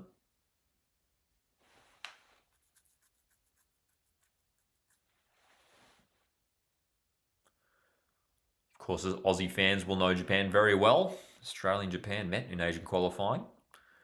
Most recently as last year. It was about this time last year, wasn't it? It was around this time last year where Japan and Australia played a qualifying game in Perth, Australia, and it was a tremendous win for Australia on that day. Plenty of defending, and it was Aziz Behich who scored a very late winning goal for the Socceroos, and that goal played a big role in getting Australia through to this World Cup tournament. Tomiyasu, Ito, good play Japan. Great passing, great movement, and they've won a corner. Great work from Japan. Just their speed of play, their passing is one of their strengths, and they are looking very, very good here today. So they are getting closer to goal number 3 here, Japan. Short corner for Doan. It's a good block, and Tunisia almost winning it back. They will now through this throw-in. So well done, Tunisia. They got to show some urgency now. They got to try and get forward with a bit more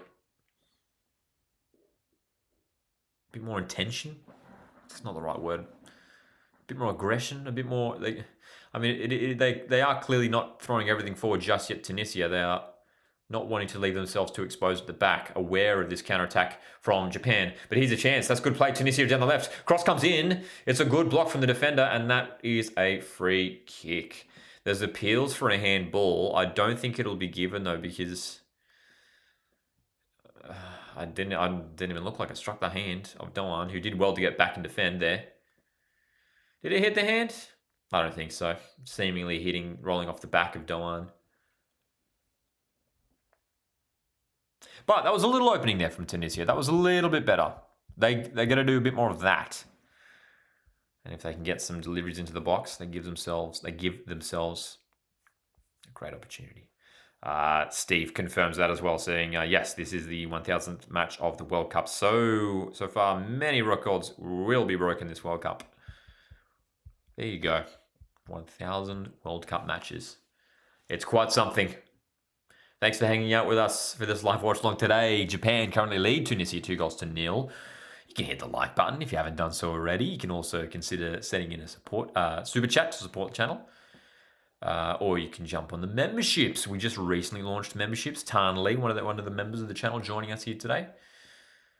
And we've got some exclusive content on the way, some members-only live streams and videos, extended matchday vlogs. You can check out one that we just put out on the channel last week. I was at the Matildas game last week, and the week before was it actually, I think, the Matildas game, of course, in Sydney. Extended matchday vlogs for members only. And if you jump on the memberships, I mean, it goes a long way to helping fund me getting to more games, getting to do more matchday vlogs, and who knows, maybe it'll help fund me get to a World Cup one day.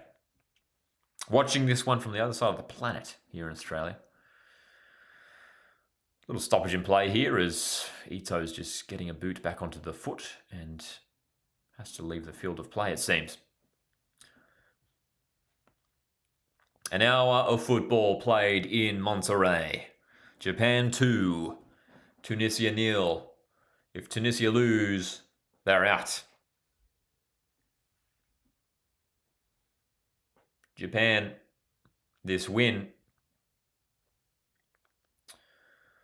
would just about steal their place in the knockout stage, wouldn't it?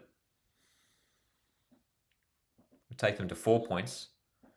With the current goal difference, they would be second in the group, behind Netherlands, but ahead of Sweden. Sweden just have the 3 points.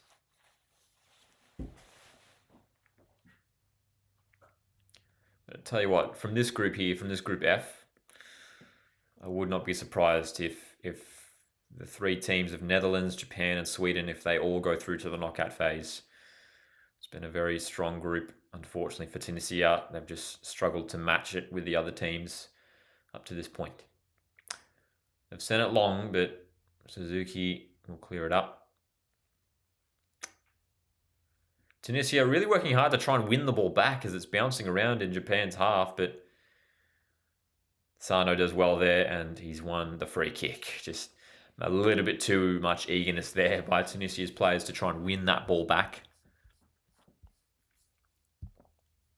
Tan Lee says Tunisia need to come up with 2 goals quickly or they are eliminated. Spot on. They need it. They must find it in the next half an hour. With the minutes ticking by, they got to score soon. Hey, you get the sense that they really do have to find the back of the net sooner than later. The problem is the problem for Tunisia is that a lot of this game is just being played in their own half. They just haven't had many opportunities to get forward. So at this stage, they're not really looking likely to get back into this game. A deflected shot will provide a corner opportunity here for Japan.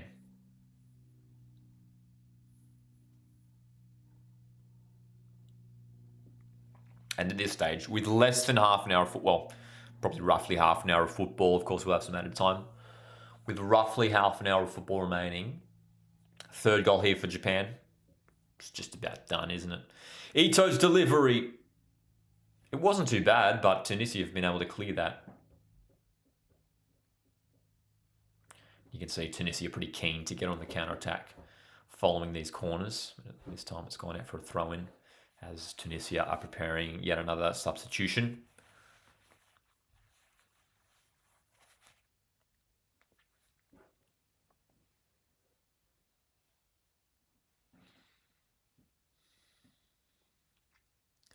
Tomiyasu down the right. That's a good pass infield, but well read by Tunisia's defence. Japan almost sliding their way through.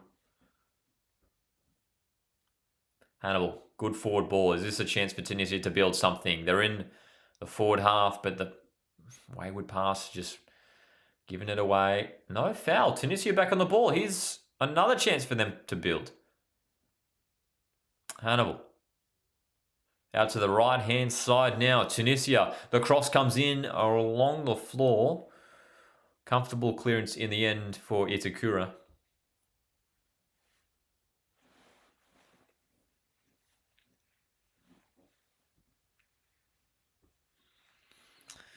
Bit of a hot take from Steve in the live chat. Steve says Sweden are the luckiest team ever. They don't deserve to be here and they don't deserve to get through, but they will, says Steve. I mean, they were pretty impressive last week with that big win against Tunisia. And with some good players in their team. I mean, Jokeres and Isak leading the line. They've got two top strikers there, so they could prove to be one of the dark horses as they head into the knockout stage.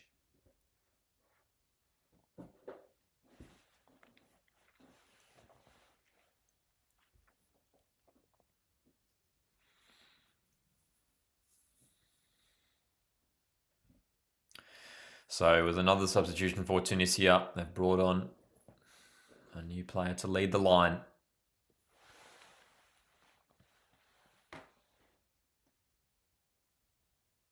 As they look to try and just get something out of this game. They need to get something out of this game or it's all over.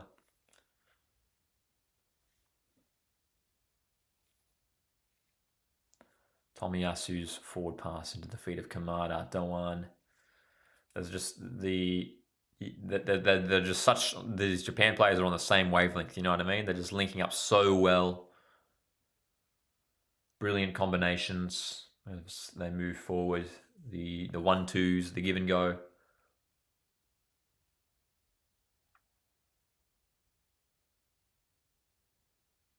Tanaka, forward pass into the feet of Kamada. You can see what he was thinking. It was just behind his teammate, but Sano's picked it up. Japan's still in a good position. Out on the left, it's Nakamura. His shot's blocked. And it's going to be a free kick to Tunisia here in their defensive half. Mr. IPO in the chat, welcome. It's the first time I'm watching the FIFA World Cup as an Indian, the mighty Australia. I know in cricket at this time for football, that's why I'm supporting Australia. Thanks for joining us here, Mr. IPL. Thanks for jumping in the live chat. Appreciate that. Hope you're enjoying the football. We are certainly enjoying this game here. Japan have played some beautiful football, and Tunisia, well, they are just trying to keep the dream alive, and they need a big comeback here to keep that dream alive. There is still time. Anything can happen in football. Anything can happen. We've seen some dramatic results, some late goals at this tournament. Will we get some late drama here today? Drinks break will just be around the corner, you'd imagine. We're into the 68th minute now.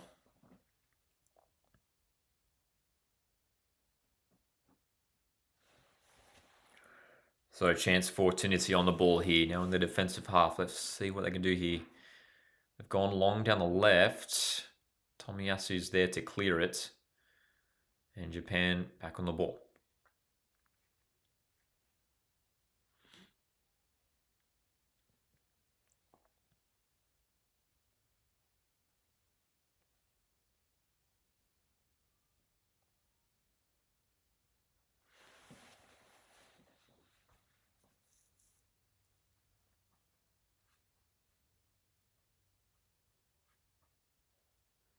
Patient build-up play from the back from Japan, which they have utilised a number of times in this game.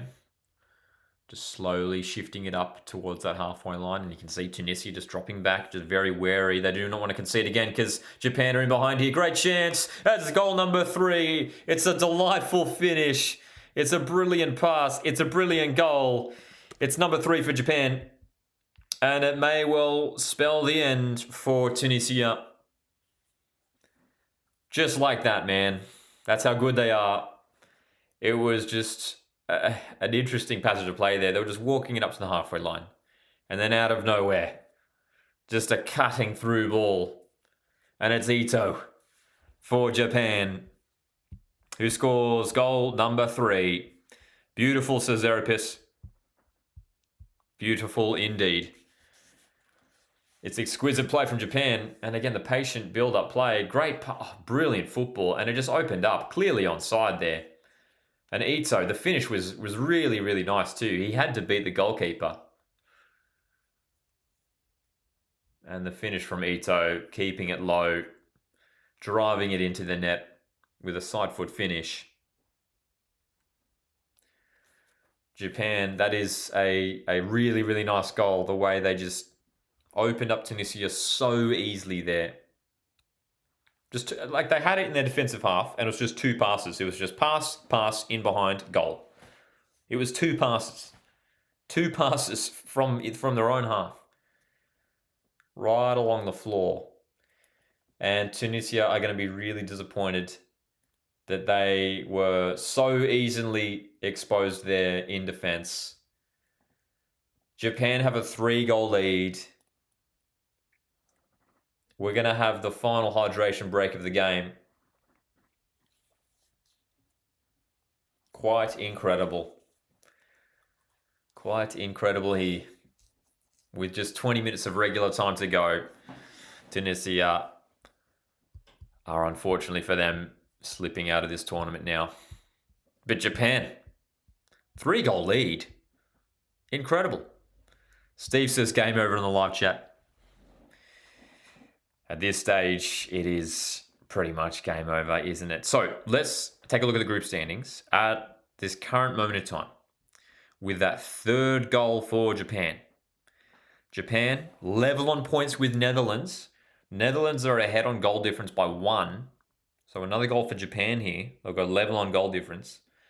But Netherlands would still be top because Netherlands have scored more goals. They have more goals for. So I think Japan still need another 2 goals at this stage to jump to top of the group, right? Yeah. Michael G says GG in the live chat. It may just well be GG. Tunisia were, I think from a neutral point of view, we're hoping to see a little bit more from them in the second half. We're hoping to see a bit more of a comeback and maybe create some more opportunities, but they just haven't been able to match Japan today so far, unfortunately. According to FOTMob, folks, Tunisia have still just had 1 shot at goal. And that was Hannibal's shot in the 3rd minute from a curling effort from long range. Isn't that quite incredible?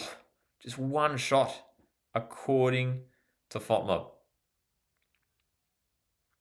Tunisia have already made 3 substitutions so far in this game, and again, it just hasn't been able to.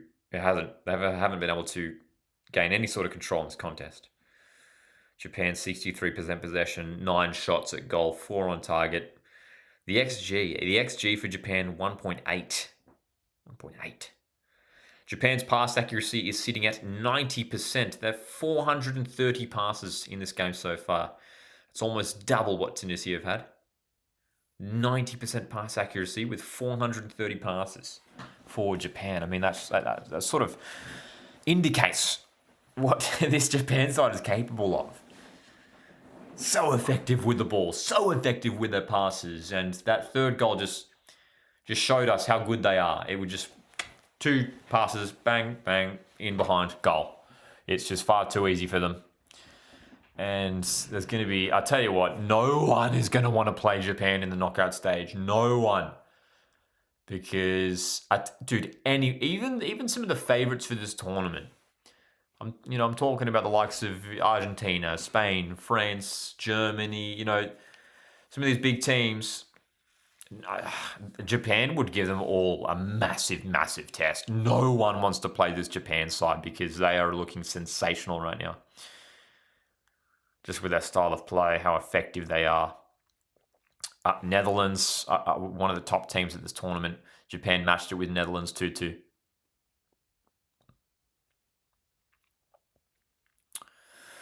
Steve in the live chat says, so now we have one from Europe out, one from Africa out, and we have Uzbekistan next, says Steve in the live chat. Hey, we'll see how Uzbekistan go. They take on Portugal later this week.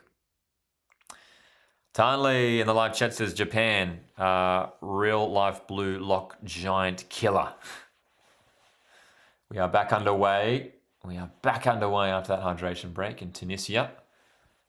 Are trying to get forward now. They've got a throw-in opportunity here. Tunisia, they need a miracle at this stage. I mean, it was already looking unlikely. They need a miracle. They need a footballing miracle, a World Cup miracle at this stage. They need at least a draw. And even that, even with a draw, it would still be difficult. They've won a corner. Hannibal's done well to win a corner there. So this might be an opportunity for Tunisia to get back into the game. Short corner. Hannibal, he's won another corner here. Japan were very, very quick to close that one down. Japan also utilised that hydration break to make a couple changes as well. Ritsu Doan coming off. He's had a good game on that right-hand side. Sugawara's come on, and it's Suzuki who's come on for Kamada. Kamada, again, was good in that attacking midfield position on that left-hand side. He was combining really well with Nakamura. Tunisia, here's a chance in the box. Surely get the shot away. It's a good strike, but it's a great block. I think it might have been Tomiyasu. Superb defending from Japan, but Tunisia, this is probably their best spell of play in the game. The offside flag is up, so that spell of play comes to an end. With 15 minutes to go in regular time, Tunisia really needed to score there. Unable to do so.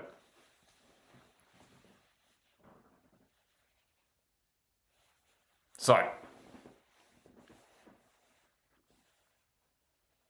the minutes ticking by. Tunisia really committed numbers forward there for those set pieces, those corners. Nothing coming from it though. They did have that shot that was blocked.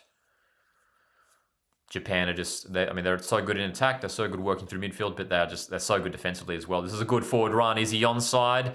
We are playing on for the time being. Nope, the flag is up now. That run just a little bit too early. There's a real sense of urgency now about this Tunisia side. They have got nothing to lose. They've just got to throw it all forward. They just have to really commit now, really force Japan back, get some numbers forward and roll the dice. It's been a fantastic night in Monterrey for Japan.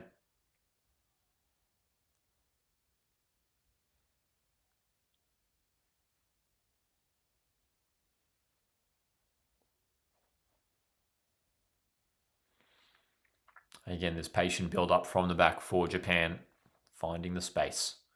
Sugawara sends one down the right for Ito to chase. He just got a goal for Japan, and it looks like a corner. That's another set-piece opportunity. I mean, the thing is, if anyone's going to score next, it's probably Japan. It's probably Japan. At this rate, they're going to score another because they're just looking too good at the moment. They're in the mood. They're playing well.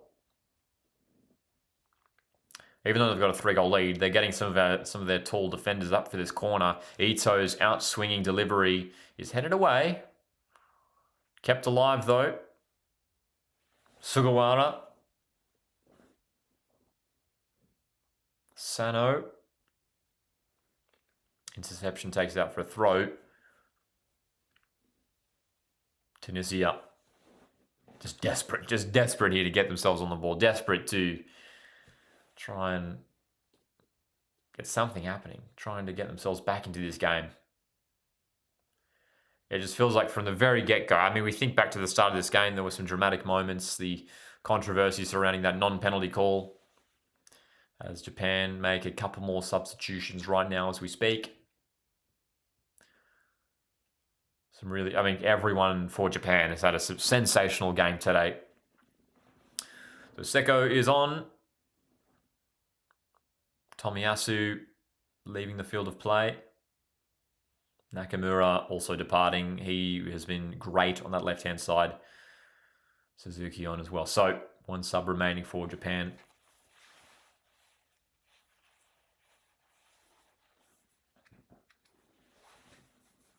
This is the final game of this match day. 4 great games today. Plenty of entertainment across today's World Cup action as Japan. No free... that is phenomenal that that's not a free kick. I mean, Suzuki's just been wrestled to the ground by 2 players. And it's not a free kick.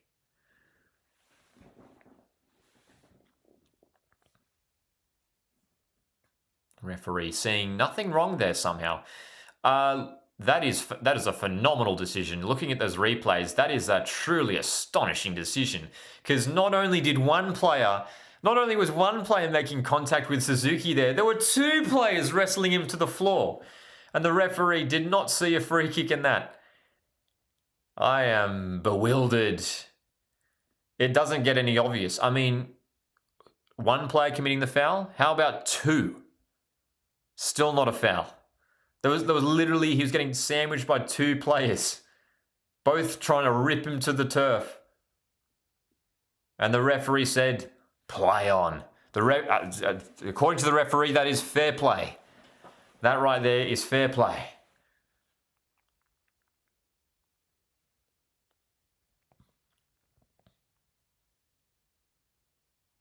Wow. So the final stages of this game now, the final 10 minutes of regulation time. Haven't had too many stoppages. Obviously the hydration break and we had another goal. There hasn't really been a ton of stoppages though in this second half. So I don't know if we'll see all that much time added on, maybe 4 minutes. Suzuki, he's dropped the ball, but he's claimed it in the end. The goalkeeper for Japan, Zion Suzuki. Tan Lee, I agree. The referees have been hit and miss. Yeah, in my opinion, there's been some, I think in everyone's opinion, there's been some questionable calls. I mean, as we always see in football, but that one just there is just quite, I can't quite comprehend how that wasn't given a free kick. Sometimes it's just so obvious that it's just like, how can any decision against it be made anyway?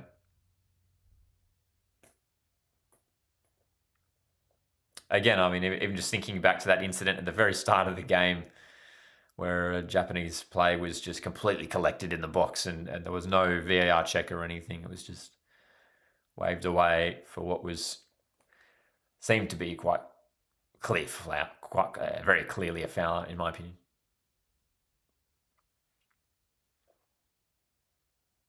We are planning to do our next live watch along tomorrow for New Zealand taking on Egypt. So join us for that one tomorrow.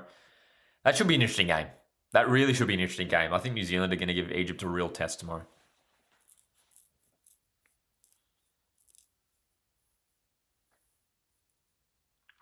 Tunisia looking to go long down the right-hand side. Good defensive header.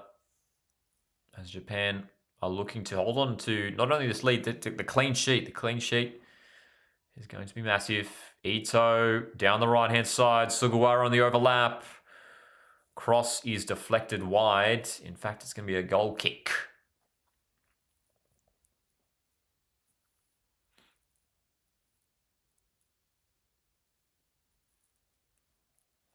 The minutes are ticking by in Monterrey. Tunisia fans in the house looking disappointed. The scoreline is favouring Japan, 3-0.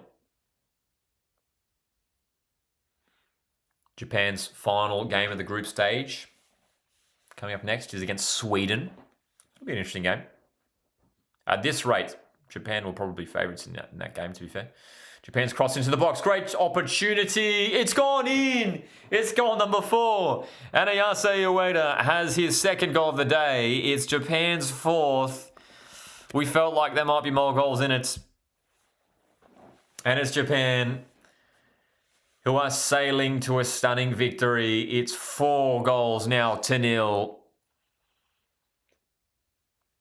Brilliantly worked once more by Japan. The ball floated in. And Ueda, he scored in the first half. He's got another in the second. Just giving the ball away in their own half there, Tunisia. Good forward run through the middle by Sano, who's been really, really good, impressive in the middle of the park here today. That forward run was great. Ito with that through ball. And the cross was perfect. And Ueda, I mean, really smart. When he made that header initially, I thought it was going to sail wide or it was going to be saved or blocked or something. But that is expert. Look at this header from Ueda. Because the ability to direct it over the defenders and into the far post there, that is like the perfect header. In terms of placement, your way to just like the trajectory, that is like a phenomenal header. As Tarnley in the live chat says, the loop on that header. Wow. Wow indeed. Absolutely stunning. Like if that header was if the trajectory was any lower, there was a defender at the far post, you probably could have headed it away. But it looped up in such a way that the defender was just no chance of getting to it. Japan are in again, looking for goal number 5. A blocked effort, bouncing around. Still they're on the attack. Goes out for a throw-in now, but it's 4 goals for Japan. Quite incredible. Quite incredible. Well, another check at the group standings. Japan are now level. Well, they were already, of course, level on points with Netherlands. They are now level on goal difference with the Netherlands. Those two teams played out a draw, so it goes to goal difference and then goals for. The Netherlands are ahead in Group F on goals for. That is my understanding. But if Japan were to score one more goal here today, they would go top of Group F on goal difference. Tan Lee in the live chat says, I can see a 5th goal. I can see it happening too, man. E-Bikes here asking the question, so Japan are tied with Netherlands. Tied on points, tied on that head-to-head, and tied on the goal difference as we speak. They are level with each other. The Netherlands are ahead on goals for. Exclusive 98 also agrees, says I can definitely see a 5th.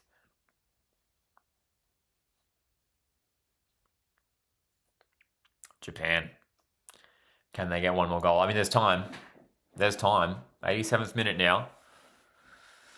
And this has just been a really sad day, unfortunately, for Tunisia. They needed to get a result. They needed to respond after what was a disappointing game last time around against Sweden, a big 5-1 defeat in match day 1. And they are now down 4-0 against Japan here. And I think Tunisia was aware it was going to be a really difficult test in this group stage, coming up against some tough opponents. But yeah, I think we were expecting Tunisia to be a bit more competitive. The score lines have just been massive against them. Really, really massive. 5-1 defeat. Trailing 4-0 here at the end.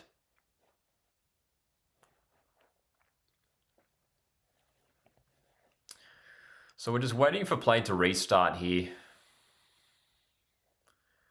Omar Rekik was just receiving some treatment for a moment on the sidelines, I think. It's going to be a drop ball to get underway, I think.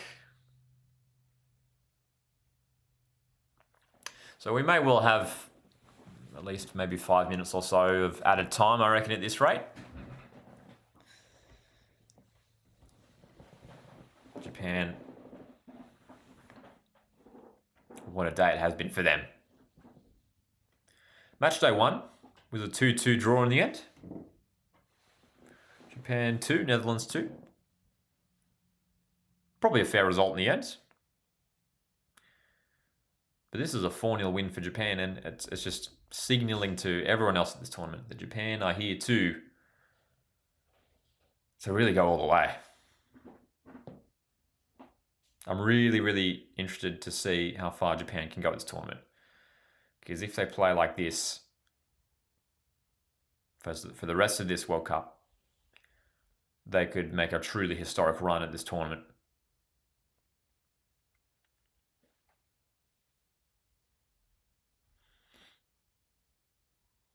Ito on the ball.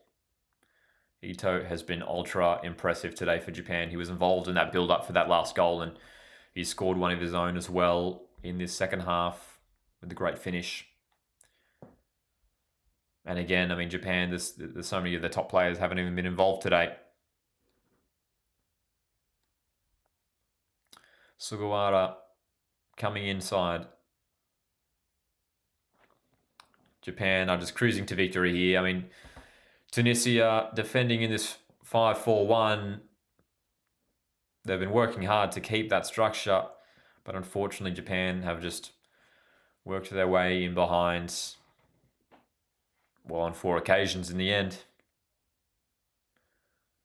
And really disappointing for Tunisia, the way that haven't been able to make a comeback here. The scoreline was 2-0 to Japan at the break, and we were expecting maybe a little bit of a fight back from Tunisia in this second half.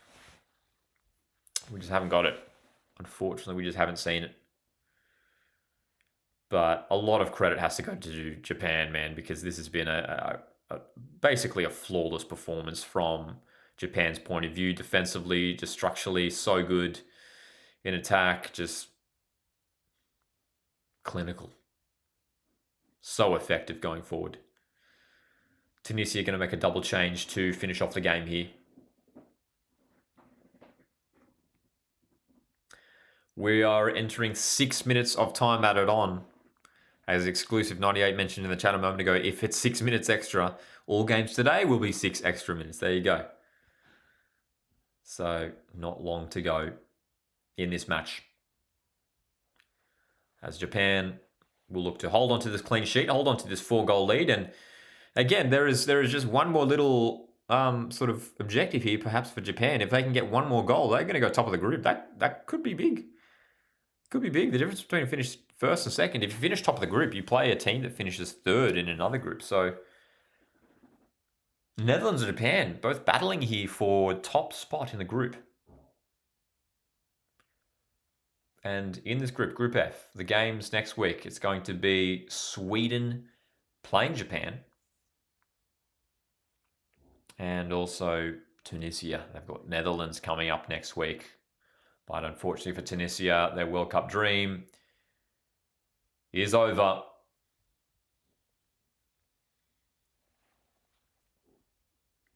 Two losses so far.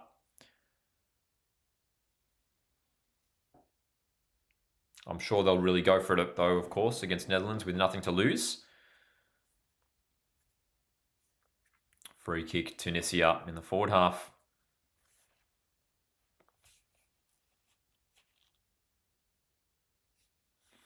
Tunisia is throwing everyone forward, just almost everyone forward here for this late free kick. They did score 1 goal against Sweden in that heavy defeat last week. Omar Rekik with the goal, and for Tunisia here, can they just get something out of this game? They've barely had an opportunity all game. Hannibal's free kick. Suzuki has claimed it. He's plucked it out of the air. Zion Suzuki has not had much to do in this game here tonight. It's been a pretty comfortable performance in the end defensively for Japan. They're just, the way they're set up structurally, it means that they don't really have to work all that hard, you know what I mean? They work so well as a team.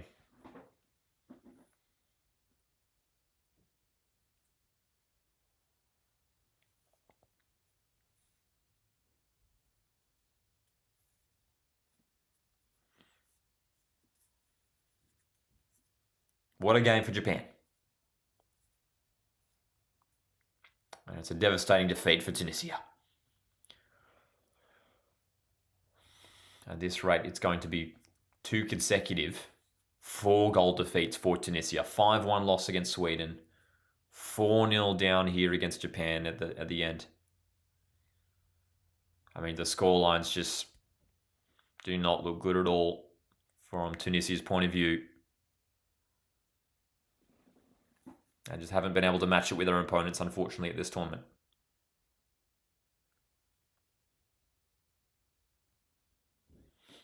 Which is disappointing. I mean, I was expecting more from Tunisia. Again, my prediction, like if you rewind to the start of this stream before kickoff, my prediction was 2-1 Japan. I think Japan were favourites for this game, but I thought Tunisia, they need to respond with a result. They needed to respond with something.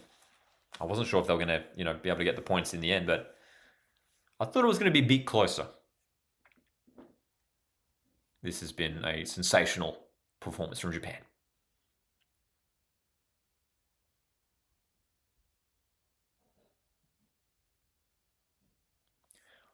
Two minutes remain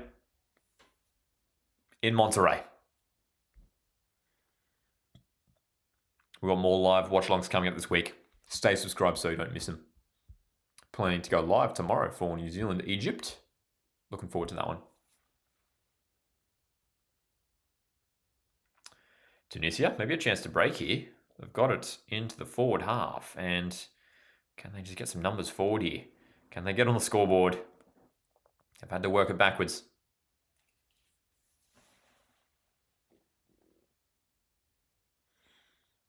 Forward it comes once more for Tunisia.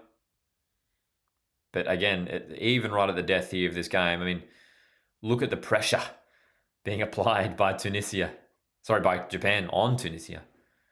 They're just giving Tunisia just no time on the ball. Credit to Japan, just sensational. Defensively, just not giving their opponent anything. We're going to take a look at the stats in just a moment here to finish the game. It's going to be very intriguing looking at the statistics. In terms of like a one-way game, man, this might stand out at this tournament as one of the most one-sided games. There's been some really entertaining clashes, some really tight games, and some surprise results. But this game, from literally minute one, when Japan had a penalty shout early on, it's been all Japan. It has been completely dominated by Japan.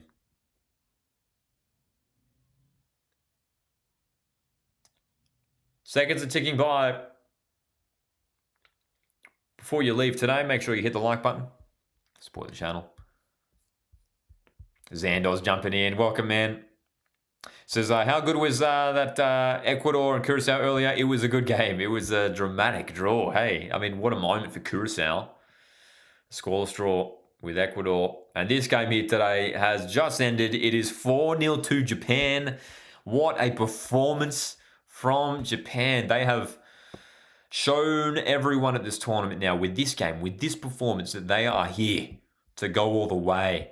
Can they do it, Japan? We're going to be very, very interested to see how they go for the rest of this tournament. Next up, Japan have Sweden, and then Tunisia. They have Netherlands, but unfortunately for Tunisia, their World Cup journey is going to come to an end in regards to their hopes of qualifying for the next stage. Tunisia are out. It's a big 4-0 loss for them, unfortunately. But yeah, Xander, the 15 saves, incredible. The Curacao keeper, Cape Verde keeper, and Tim Payne are going to be fighting it out based on new followers, says Xander. Yeah, man, it's they're becoming the new viral sensations of this tournament.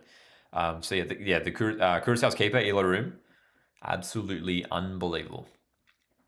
Fantastic performance. I mean, 15 saves is certainly crazy. It's remarkable. So well done to Curacao. A huge point for them too. Hey, in their debut World Cup, they scored their first goal last week in that loss, that heavy loss against Germany.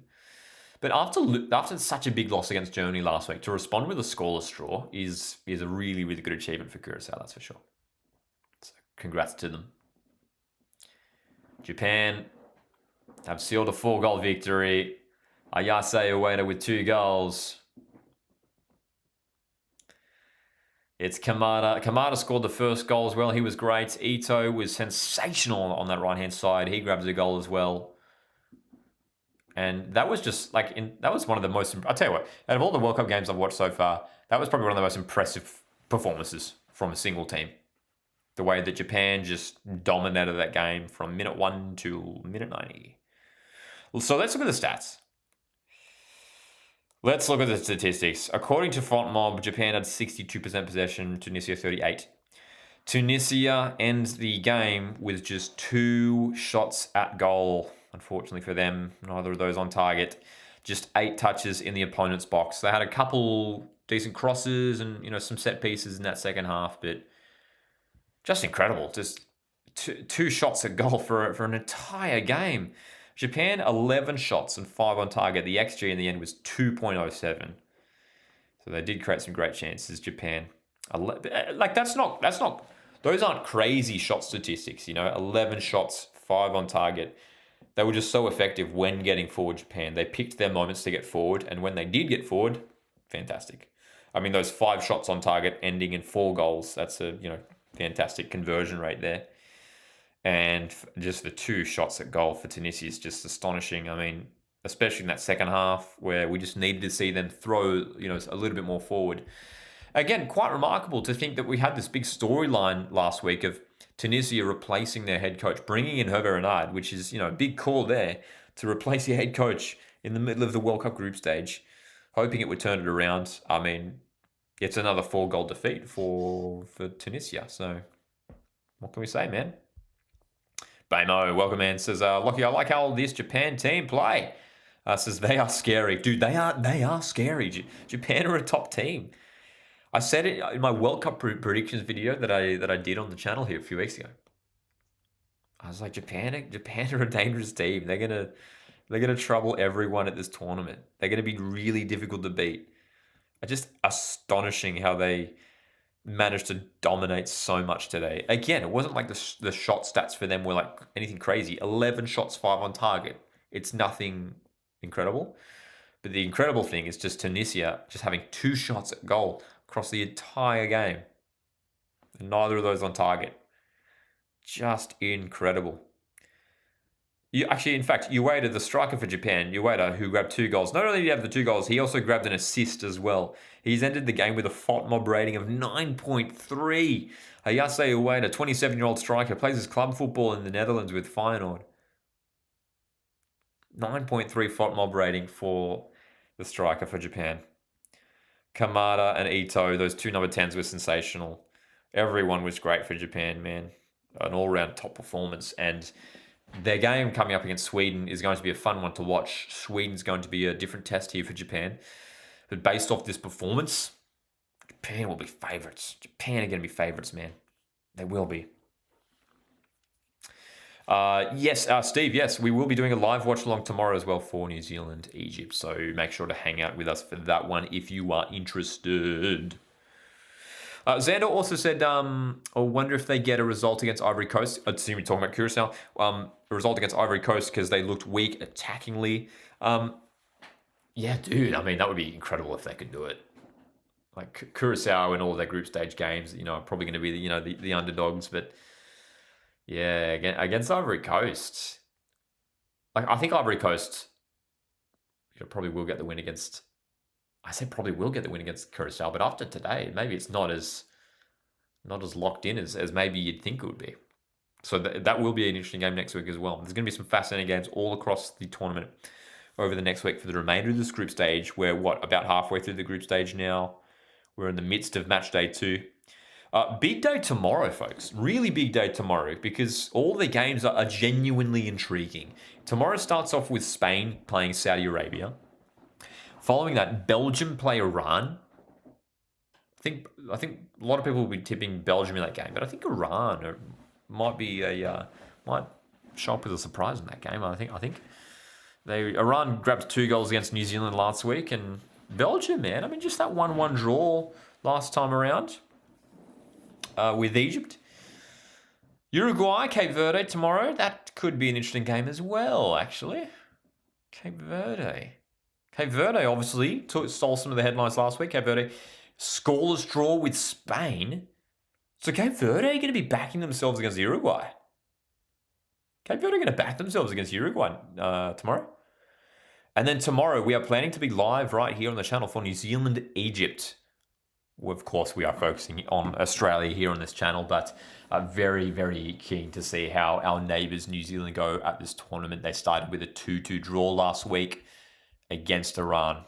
I reckon New Zealand are a chance to maybe get a result there against Egypt. Tarnley says Japan players are everywhere and the pressing is dangerous. It's one of their strengths, isn't it? How good they are at just shutting down the opposition with such intensity. They're so good.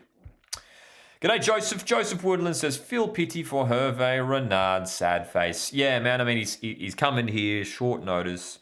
His job was to try and turn things around here. I mean, it was always going to be tough when you're arriving on such short notice here to come in and try and make an impact. It is quite remarkable that Tunisia did part ways with their head coach after that first group stage game, man. It's a big call, and unfortunately for Tunisia, it just hasn't worked out in the end. Marlon says, hello, Lockie. Say hello to Brazil. Hello to you, Marlon, and hello to Brazil. Thanks for tuning in, mate. Steve says, I hope Japan top the group. They could certainly still top the group. So, well, it's going to be interesting next week's games in Group F. So, again, Netherlands on top. They're ahead by 1 goal. The goal's 4. They're ahead because they're level on goal difference, Japan and Netherlands. But Netherlands are just ahead because they've got 1 extra goal scored in this tournament. But Japan, man, I mean, they've got Sweden next week. Netherlands have Tunisia. I think both Japan and Netherlands will be favourites in those games. To be fair, Netherlands are probably expected to get the victory even more so against Tunisia. I think the Japan-Sweden game might be a bit of an interesting one. I think Sweden could maybe throw some curveballs in that game at Japan. So it probably is favouring Netherlands a little bit, considering the way Tunisia are playing at the moment. Tunisia just really struggling across these 2 games. Tunisia have scored 1 goal and conceded 9. Tunisia have conceded 9 goals in these 2 group stage games so far. Netherlands could be on for Netherlands, they won 5-1 today. So Netherlands could get another big victory against Tunisia next week. So it's feeling like Netherlands may be on their way to topping the group. Don't write off Japan. And hey, who knows? Maybe Sweden could show up with a surprise and top the group. Yeah. Are you Aussie? Yes, indeed. We've got the green and gold up behind us. Welcome to the channel. As Marlon also says, what a match for Ueda, Junya Ito, and Itakura. All those guys, fantastic for Japan. I mean, everyone. Kamada, Sano in midfield, Tanaka was sensational. The wide players in Nakamura and Doan, just so hardworking. Absolutely fantastic. Interesting take from Steve in the live chat. Let's check this out. Steve says here in the live chat, after what I saw from Belgium against Egypt, I think Iran will win and top the group. That would be huge. That would be huge, wouldn't it? I mean, there was a very interesting game from Belgium last week, that 1-1 draw with Egypt, and Belgium were trailing, weren't they? Like, Egypt took the lead first, and Belgium had to come back to just get a point out of that game. Very curious to see how Belgium go tomorrow, man. I mean, Iran, New Zealand, and Egypt in that group as well. Tomorrow's games are going to be very fascinating, that's for sure. There's drama every day when it comes to the World Cup, of course, as there always is. We are in the midst of this group stage. Got some huge, huge days coming up for the remainder of match day 2.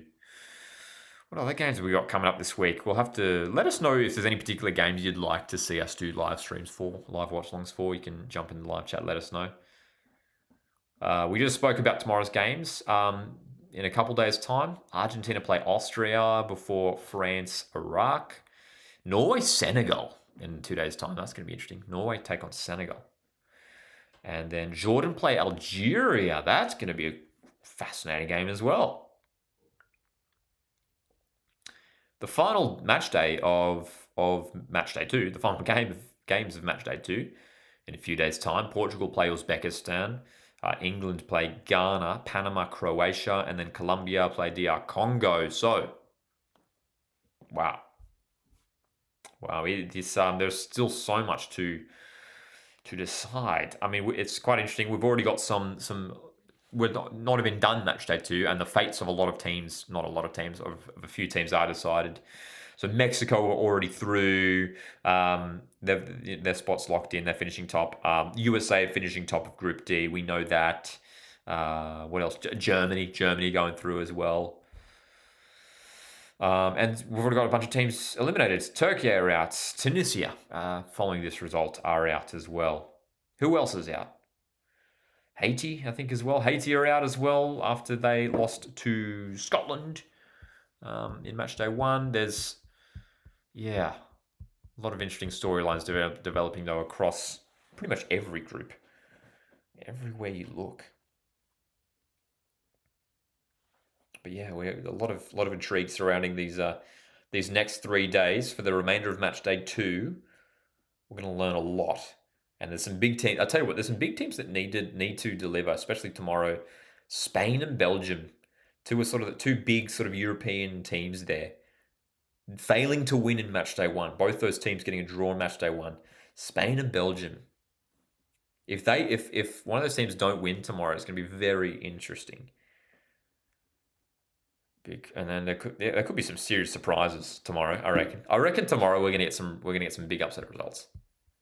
I don't know where, but just looking at those fixtures, it's just like, I don't know, man. I don't know.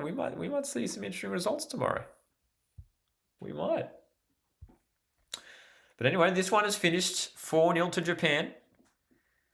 Japan, obviously, you want to make sure you top the group. Everyone wants to top the group. It means that you play a third place team. You finish second. You play another team who finishes second. I don't know if you guys use the FOTMob app. I'm not sponsored in any way. It's the app that I use to keep track of things. It's great they show the predicted as it stands knockout stage. So as it stands, if Japan were to finish in second place, they could be playing Brazil in the round of 32. That would be incredible. That would be absolutely incredible. Brazil-Japan could be a possible round of 32 matchup. That would be incredible. Machina Joe in the live chat says, the mainstream Aussie public doesn't follow football. It'll always be below rugby league, union and cricket in the eastern states, not to mention Victoria with AFL. That is, look, those sports certainly are very, very big. AFL is a huge competition in Australia, obviously. Rugby league is huge. Cricket is huge. There is still a massive following for football. There absolutely is. It's been great seeing some of the scenes at Federation Square in Melbourne, Tumbalong Park in Sydney. There's been some huge turnouts for these watch parties in and all across Australia. And football is a sport that's the participation numbers in Australia are huge when it comes to football. That's for sure. Jacob asks, will you do a video for Australia versus Paraguay preview? Absolutely, yes. We'll be coming out during the week, so keep an eye on that one. We'll definitely be talking about that game. Very much looking forward to that one, Australia, Paraguay next week. Obviously, we were live yesterday for USA, Australia. Fortunately for our Socceroos, losing in the end, 2-0. But I'm optimistic that Australia can get a good result against Paraguay. It'll be a tough game. It's going to require Australia to play at a really high level. But after watching Paraguay's first two games, I see an avenue to victory for Australia. I think it's on the cards. I think there is hope that Australia could get a win. Obviously, a draw will be enough to secure second place for Australia, which is phenomenal. But we want to win, man. We want to take some good form into the knockout phase, especially after losing against USA. It'd just be great for the confidence of the squad. Just to if we can come back with a win there, that would be huge to take it into the knockout stage. So, yeah, man, I'm really looking forward to Paraguay, Australia next week, as we all are, of course. But especially looking forward to it because I think there is a reality where Australia does win that game. I think it could be an opportunity for Australia's attacking players to show a little bit more. Looking at the likes of Volpato, Irankunda, Metcalf. I mean, how much involvement do all those guys have? Do they start? None of those guys started against USA. So I think we'll see some big changes to the starting 11 for Tony Popovic at Australia. I'd love to see Volpato start. He's the one that I would love to see start for Australia against Paraguay because he was so impressive in that cameo off the bench against USA. And I think against Paraguay, Australia might have, compared to the games against Turkey and USA, I think Australia will probably have more of the ball. We'll probably have a little bit more possession compared to our first two games. Steve in the live chat says, the most impressive thing so far is what small countries are doing. Even if they are out, they are impressive by what they are doing against the big teams. It has been quite phenomenal, hey, Steve. I mean, last week we saw Spain draw 0-0 with Cape Verde. What a result for Cape Verde. Keeping, one of the favourites for this tournament scoreless in Spain. And then even earlier today, I mean, Curacao keeping Ecuador scoreless 0-0.